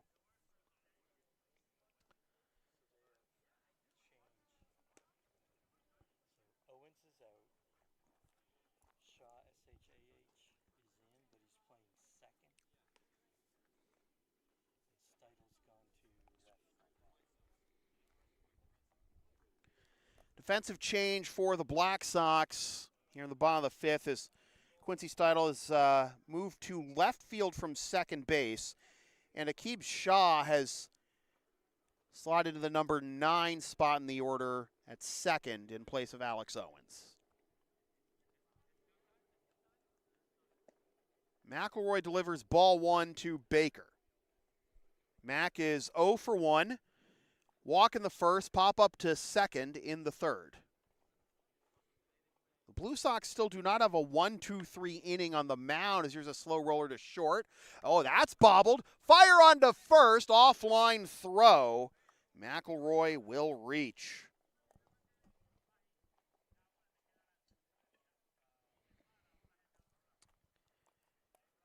The Blue Sox on the mound have not had a 1-2-3 inning yet tonight. They've gotten the leadoff man in every inning, but the 5th just now was the first time they got the first 2 in an inning. Zamparelli kept the inning alive for a bit with the double, but couldn't come home. Ooh. Okay. Walsh behind 0-1. RBI single in the first, walk and a run scored in that 5-run fourth. Flies this one to right, backing up and making the catch. For out number 1 is Jake French. And similarly to Zamparelli's double, that one could have gone a lot farther if it didn't get so far in on Dillon.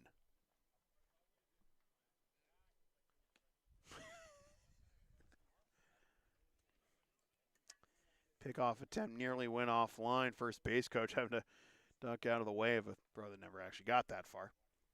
Corliss hit by a pitch and singled. Pitch is down and away, and a stolen base for Jake.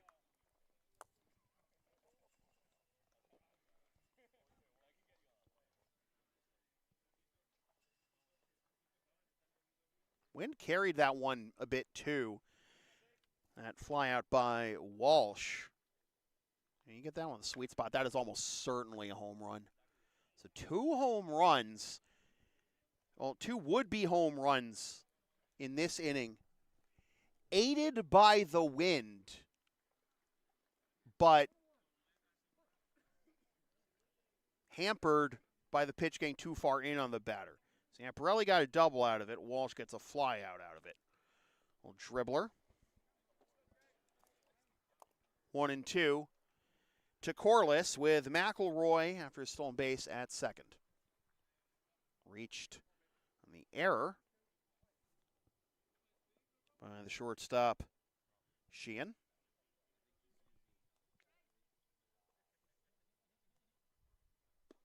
Down in. 2-2 is the count. Corliss. Stolen base keeps the double play out of the equation. Tucker due up next. Runner takes off for third. Pitch is inside. Another stolen base for Mac.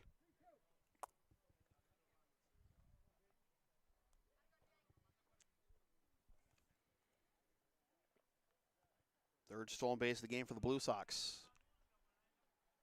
Swing and a miss. Bring the ball down and away.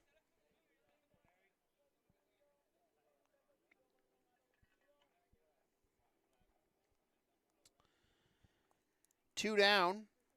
And we have to Tucker to try and cash in with a runner 90 feet away. Tuck with a strikeout to end the first.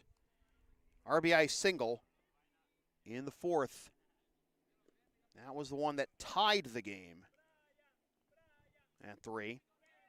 He eventually came around to score on E's double to give the Blue Sox the lead they currently hold. 1-0 is the count to Tuck from Baker. Fastball inside, hitter's count now.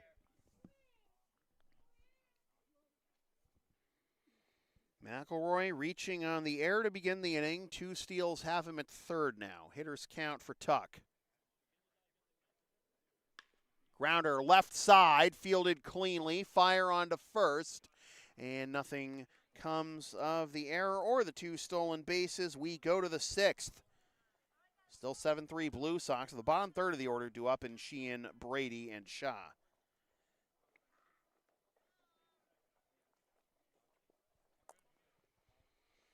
LSP and Shipping Shield are partners in card. Shipping Shields are the eco-friendly sports and gaming card shipping protectors trusted by yours truly.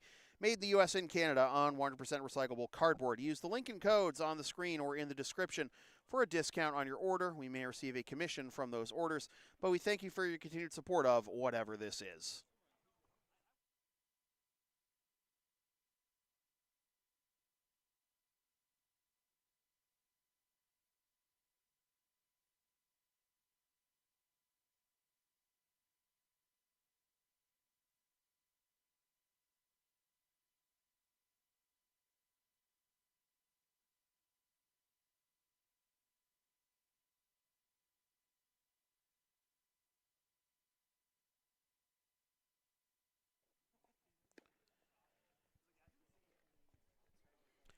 Seven 3. Blue Sox on top of the Black Sox.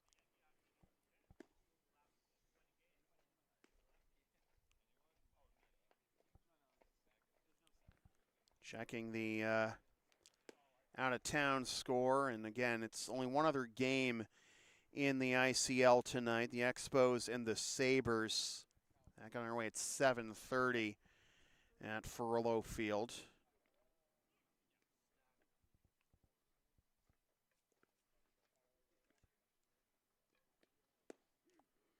Text Ange and see if he's got an update for us. So top of the 6th. Bottom third of the order. Sheehan, Brady, and Shaw due up. Sheehan with a single and a stolen base in the second and a ground out to short in the fourth. Facing Draper for the second time. Picked up that single off of Joe Sprake. Down away for a ball, 1-0, as Drapes is now at 51 pitches. Only threw 11 in the top of the 5th. Hard grounder to short, and again! A bloodbath of a hop into center field.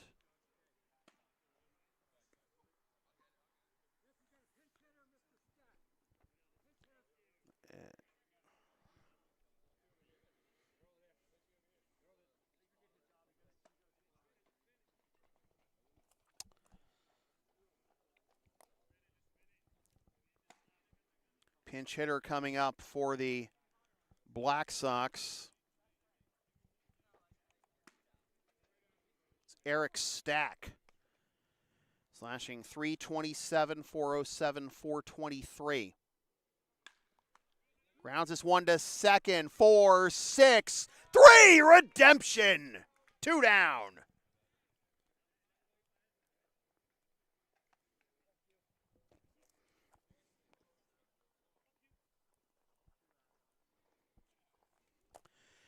The best errors you can commit are the ones you don't pay for.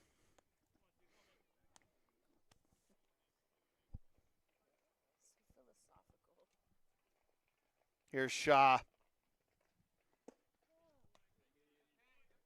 Takes ball 1. In the bottom of the 6th, the Ramirez, Pasiak, and Jimenez due up for the Blue Sox. As Shaw grounds this one the other way, on to first for the out. That retires the side. That was Shaw's 10th AB of the year. 11th AB of the year, I should say. He is still without a hit. And we go to the bottom of the 6th. The Blue Sox still leading 7-3.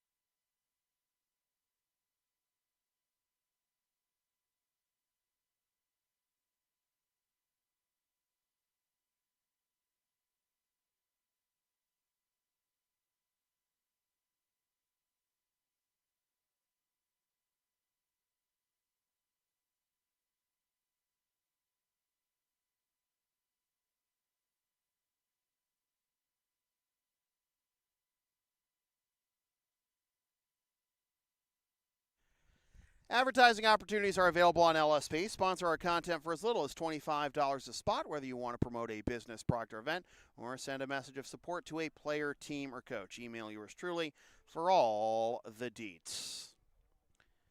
Just getting things set here for the bottom of the 6th aesthetically. Anyways, I'll let you know that there is a new whip for the Black Sox, a couple other defensive changes. And the new noodle for the Black Sox is right-hander Alex Montero, who's making his 3rd appearance of the year. No decisions and a 21 ERA. Remember, a run an inning in this level of baseball means you have a 7 ERA rather than a 9. At any rate, an inning in 230 is allowed 1 hit, 2 hits, 5 earned runs, 2 walks, and 2 Ks in Mr. Montero's defense. Those 5 runs all came in a single appearance against Mass Envelope. He pitched a scoreless inning against the Bulldogs, allowing just 1 hit and striking out 1 his last time out.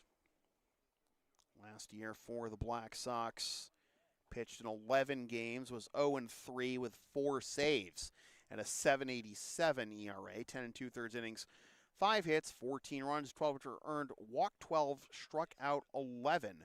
He took the loss in the game of the day of baseball against the Blue Sox, the one that was the big catalyst to the Blue Sox turnaround last year, going inning, walking 3, striking out 2.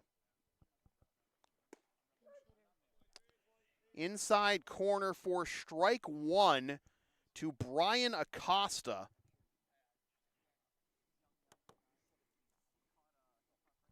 In the extra hitter slot for E. down and away. That was actually Landero at short and Ramirez at second last half inning. And I didn't realize Andy was part of this merry-go-round of infield changes prior to that, but I thought it was just Eric and Frank, but hey, whatever. 2-1 to Acosta. Fouls that one off, 2-2. I promised you the other defensive changes, and I'll get you those in just a second once I tell you that. Acosta is slashing 214, 292, 262 with 2 doubles and 7 RBIs. He has 3 hits in his last 2 games played. Did not play on Monday against the Bulldogs. Grounds this one left side. Backhand takes another bad hop at third. Throw on to first. Goes out of play. The catcher went for it. He's all the way over there.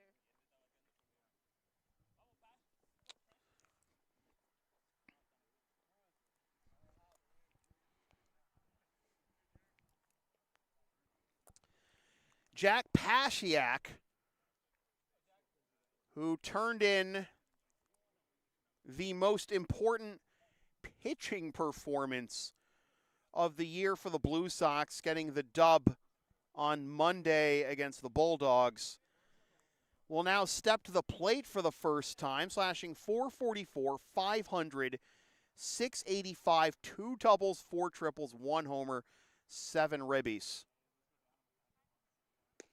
And he takes outside for a ball. It is 1-0 to Pasiak, who took over in right after Auer went 0 for 2 with 2 backwards Ks. The defensive changes for the Black Sox, as that'll be fouled off, 1-1. So I mentioned Steedle going to left and Shaw going to second with Owens out. Stack is now behind the plate, and John Lynch is now at first.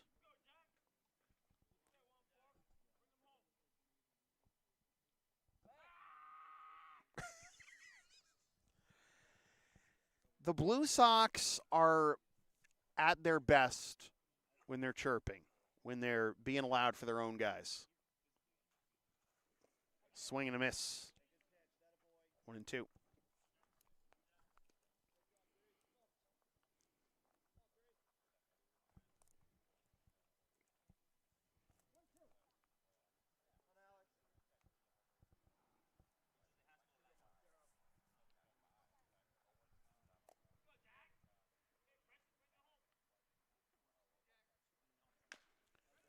High chopper up the middle, double clutch, not in time, infield single.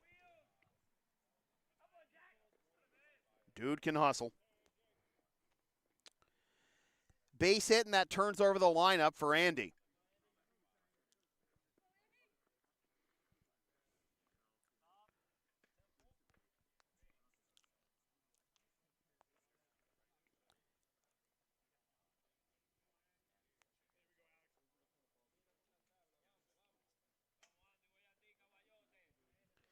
Pasiak's now 25 hits on the year.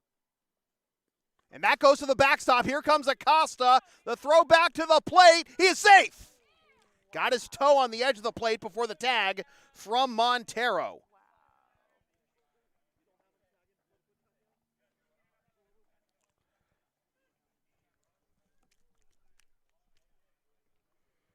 Graham's coming out to have a word with the home plate umpire, but that looked pretty clear. You know, from my vantage point, it looked pretty clearly that he got his toe on the plate before Montero could tag him. And so the wild pitch scores Acosta, puts Pasiak in scoring position, and it's a 1-0 count now. An 8-3 game with Jimenez, who's 2 for 3 with 2 doubles, an RBI and 2 runs with a 1-0 count. Grounder left side, that's through for a base hit. Pasiak froze for a moment. Now he was being waved, it was bobbled in the left, but he held up. And so maybe Yes, no, maybe so on whether he could have scored, but Andy's 3 for 4. Here is Landero.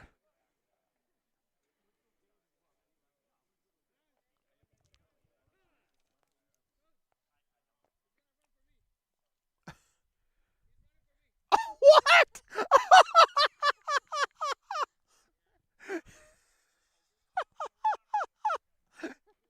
Jimenez has just called his own sub. He's what?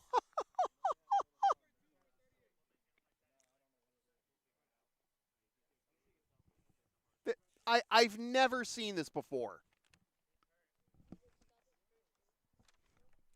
Who's that again? Cam Kelly was the first base coach. Jimenez called his own shot, called his own number, and Kelly's pinch running. And now Andy's in the first base coach's box. Inside for a ball. I have never seen that ever. And this is a competitive game. Mind you, this is not some exhibition game where you're goofing off. These stats count.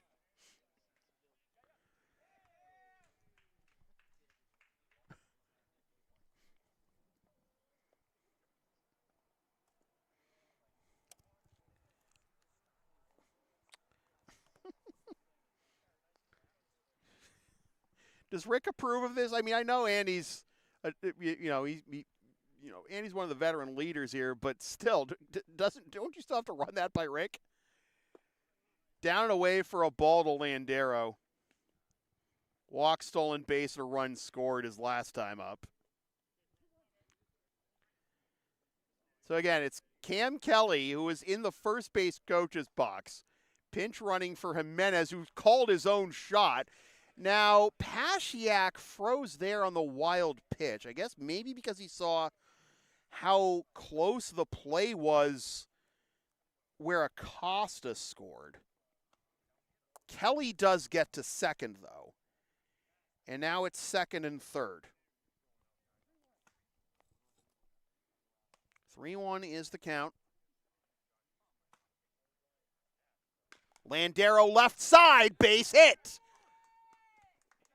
Kelly will hold at third. 9-3.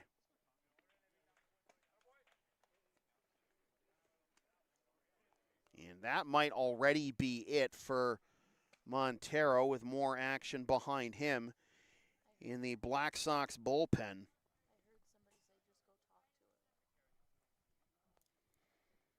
Kelly's now at third. Company-wide meeting for the Black Sox. Runners at the corner, still nobody out.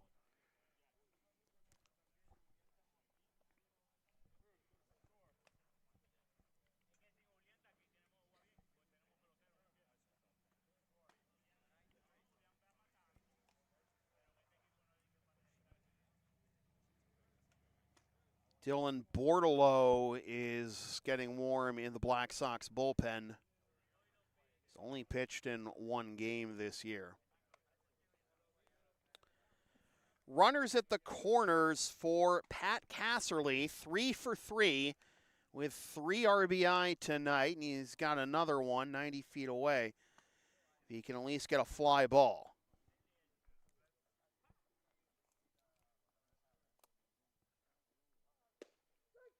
Inside corner. Strike one.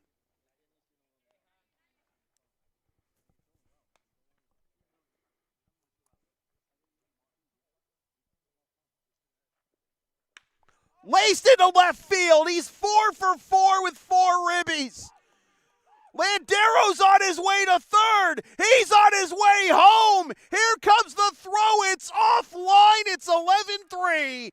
5 RBIs for Cass.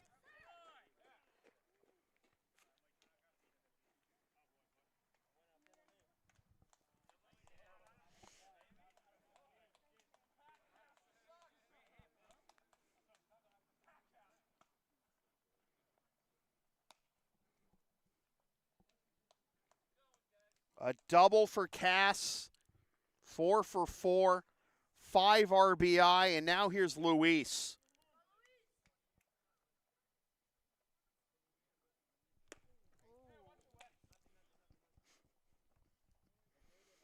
Oof. 1-0.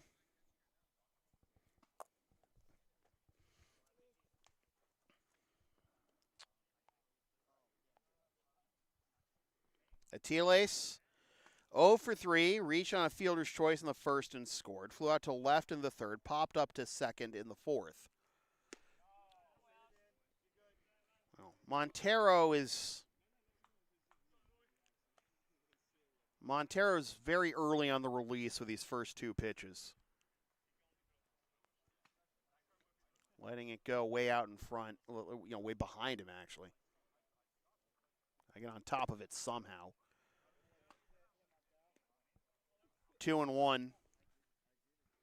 I think maybe earlier in the game that's a ball, but I don't think you're going to complain about it too much right now if you're the Blue Sox.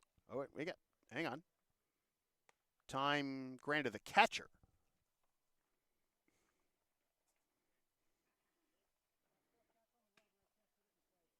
Remember, it's Stack behind the plate now with Lynch playing first.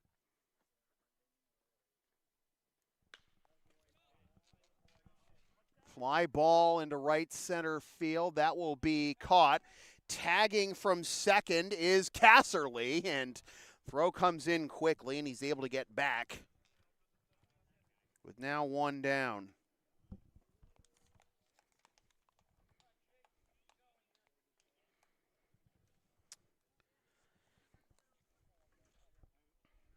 Tiles now 0 for 4. Here's McElroy, 0 for 2. Walk in the first, pop to second in the third. Reached on an error and stole 2 bases in the fifth, but couldn't come home. 11-3.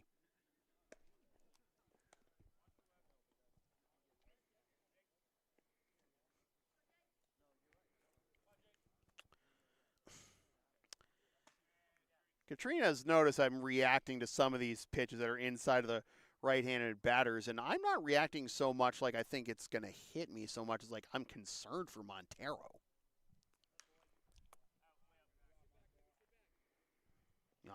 I'm not bracing for impact for the ball coming to the backstop. I'm bracing for impact for the Blue Sox hitters potentially getting plunked. Because dude's still throwing hard. Don't get me wrong.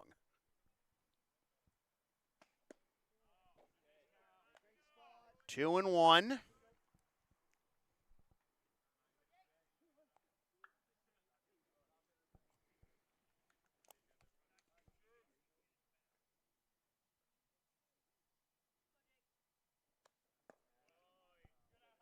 Good pick in the dirt by Stack. It is 3-1.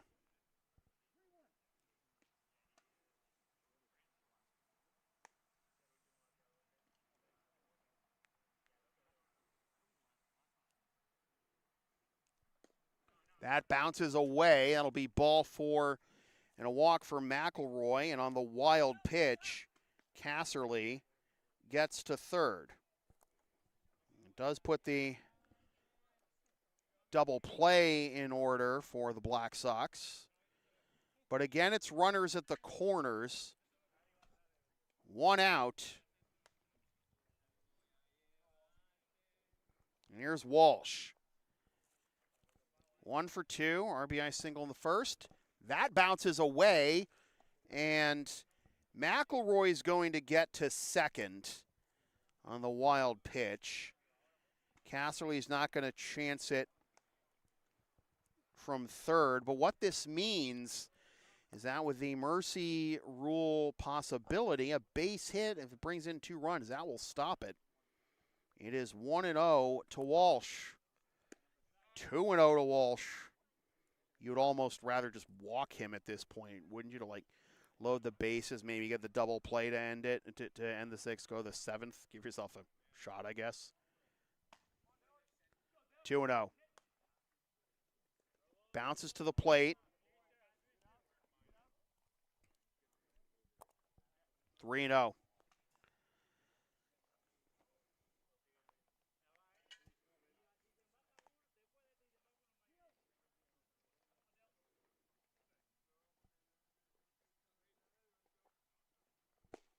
Fastball on the inside corner, strike one, 3-1. Obvious Statue of Liberty play there by Walsh.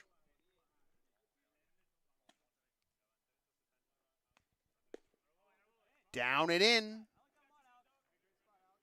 That loads the bases.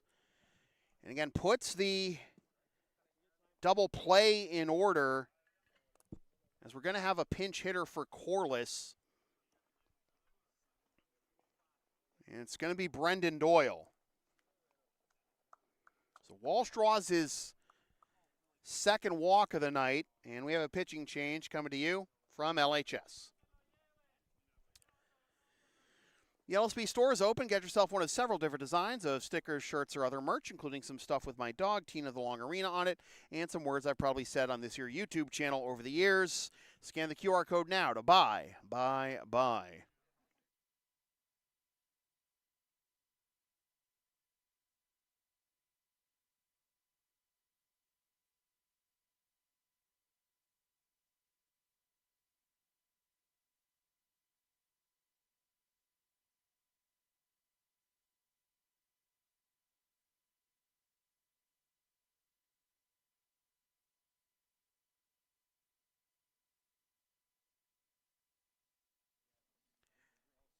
New whip for the Brighton Black Sox.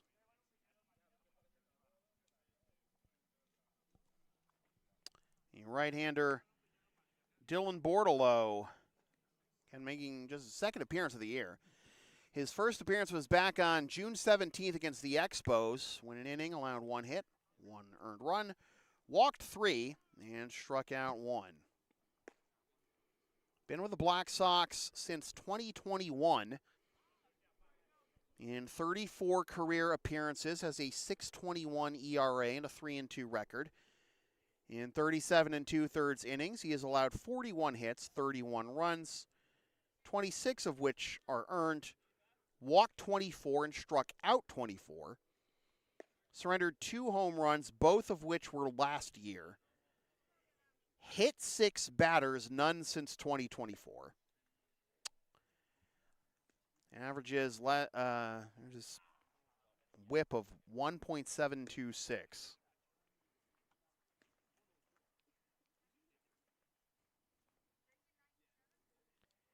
He has never faced the Blue Sox. And he did not face any ICL competition last year, or the year before, in fact. The Expos were his first exposure to ICL competition. Now his second. It's Brendan Doyle pinch hitting for Craig Corliss. Doyle playing in his 12th game, has 2 hits and 25 at-bats, and nearly got plunked. 1-0. Scored 3 runs, 2 hits and 25 at-bats, 1 RBI, 3 walks. Up and in. Able to lay off that curveball. Comes down a bit more. You probably have a chance to smash it, but lays it off. Hitters count. Fly ball into left. This should be deep enough to score Casserly. There's the catch in left. The throw is offline, and holding on to the potential throw to third is Stack. Sack fly and an RBI to make it 12-3. Now with 2 down and runners at the corners.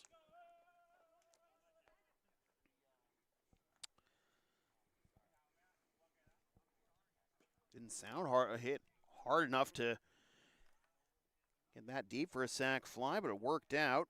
And here is Harry Tucker. Hits this one into left center field, and that will get down to end the game. Here comes run number 13 Run number 14, 2 touchdowns for the Blue Sox.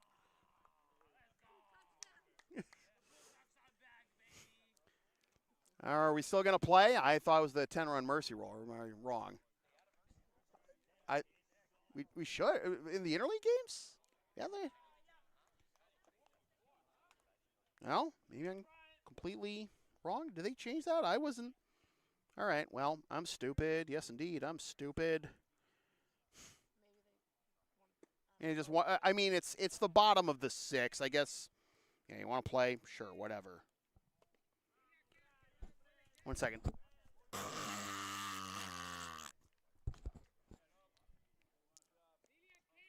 You people mean the world to me. Tucker with a 2-piece, 2-run double. I was told there'd be no math.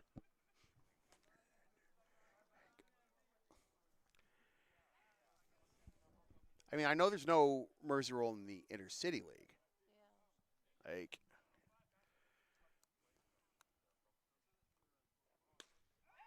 that'll get up the middle for a base hit.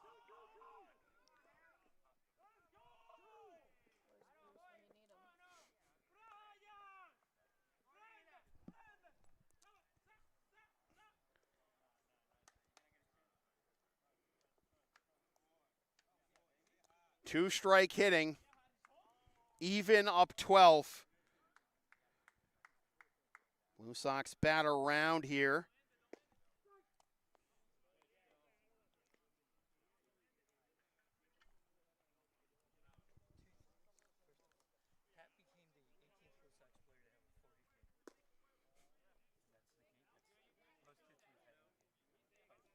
Mm-hmm. Is there not a mercy rule in the interleague games? I guess. Yeah, I just want to make sure I just want to make sure I wasn't crazy. I get it. Anyways, because it did happen earlier this year. Oh, wow. What a play in the hole by Caden Sheehan to get Jack Pasiak. He had an infield single his first time up in this inning. He is thrown out that time. We go to the 7th, closing time for the Blue Sox, up 15-3. All right, down with the sound called LSP. I hope you're not down with the sound of me jumping the gun on Game Over. Then follow and support us on the web, Linktree, Facebook, YouTube. Don't forget to subscribe. Flash subscribe button. Membership's also available for $5 a month. PayPal and Creator Spring LSP 37. It's the right thing to do.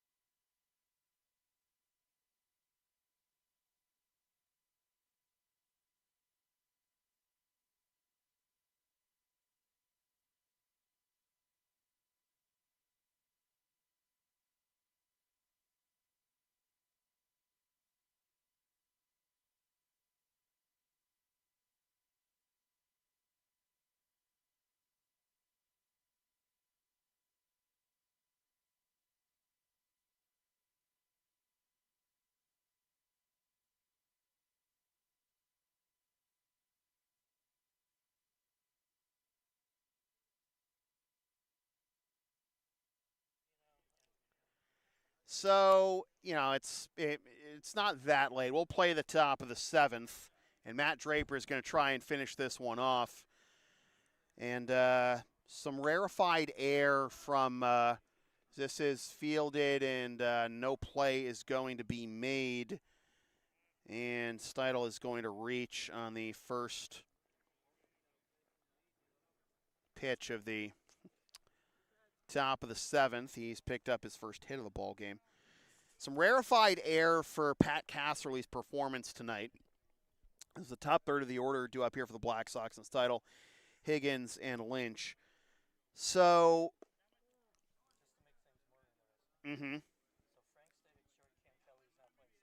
okay.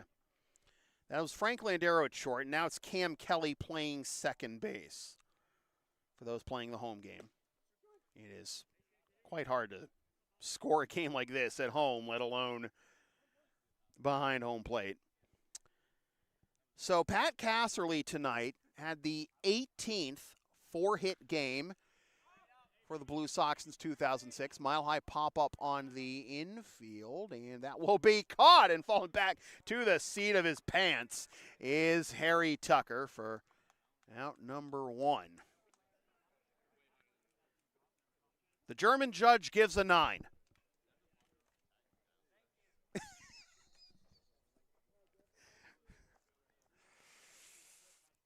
Here's John Lynch.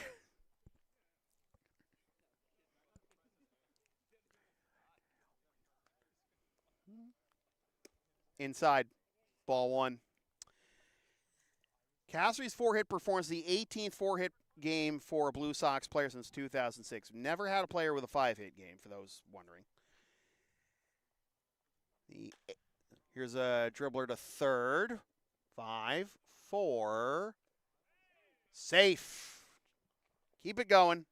2 down. Close play, though. Fine effort on almost an around the horn to end the ball game. So Lynch reaches on the fielder's choice. Seidel is forced out. 5-4. French to the plate.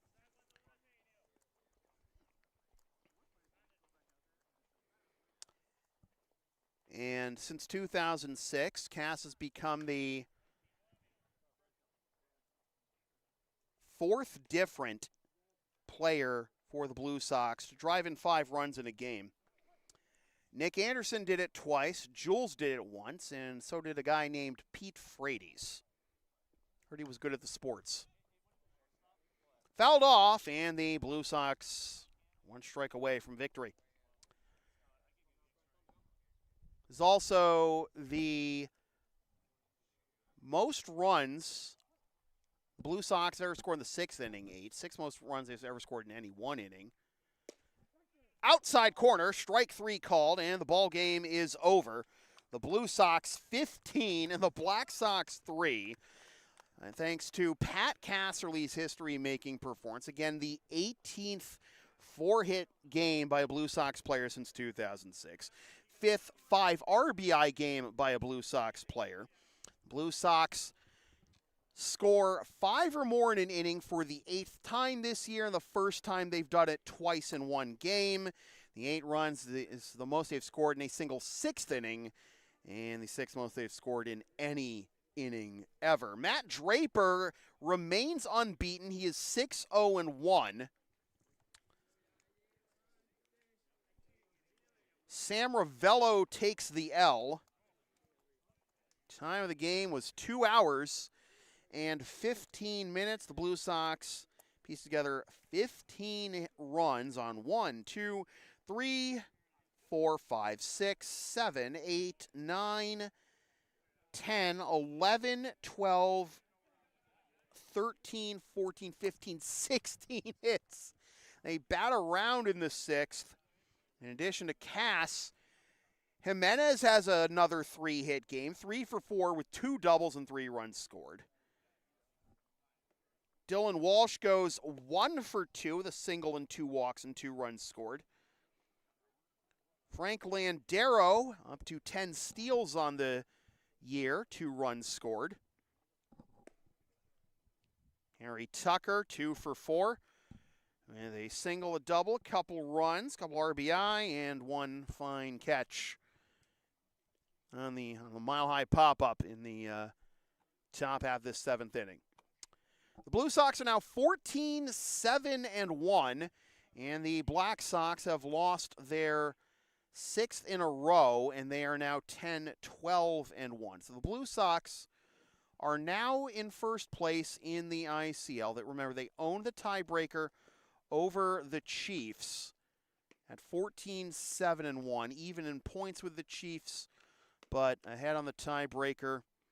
And I'm just going to check one last time to see if we've got a final from Woburn, and we do. It's the Expos 7 and the Sabres 3. So even though an Expos loss could have clinched a playoff berth for the Blue Sox with this result, that is important for the Blue Sox in order to create more separation from the Sabres, who own the head-to-head tiebreaker against them. So this is where we stand in the ICL standings entering the final week.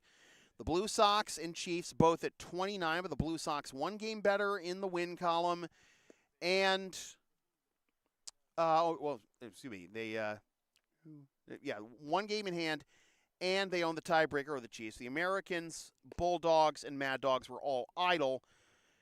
The Sabres' loss keeps the playoff hopes alive for the Mad Dogs, however slim. And the Blue Sox and Chiefs tied at 29 with the Blue Sox a game in hand. And they got the Padres Monday.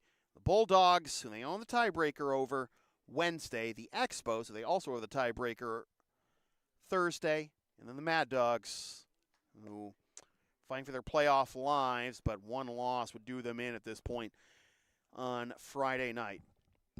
So with that said, there's been a presentation of LSP, something for everyone since 2011, copyright 2026, unauthorized redistribution of any portion of this broadcast without the express written permission of LSP is strictly prohibited. A reminder that if you'd like to support future LSP content, you can do so by buying shipping shields using the link and codes on the screen or in the description. Sponsor future LSP content for as little as $25 a spot. Buy some of this fabulous merchandise from the LSP Spring Store. And of course, if you're down with the sound called LSP, Linktree, Facebook, YouTube, don't forget to subscribe. Flash the subscribe button. Membership's also available for $5 a month. PayPal and Creator Spring, LSP37. You'll see you fine folks Monday night, 7:55 air, 8 o'clock first pitch for the Blue Sox, finishing up their interleague schedule against Ed Neal and the Boston Padres. Once again, the final score from center field at Lexington High School in Lexington, Mass. is the Lexington Blue Sox 15 and the Brighton Black Sox 3. For all my righty friends here at LHS, my name is Sam Feely, reminding you forever and always, freelance isn't free. Thanks for tuning in. Fresh for 2026, suckas. Love you, Katrina. Party hard, Caitlin. Miss you, Tina.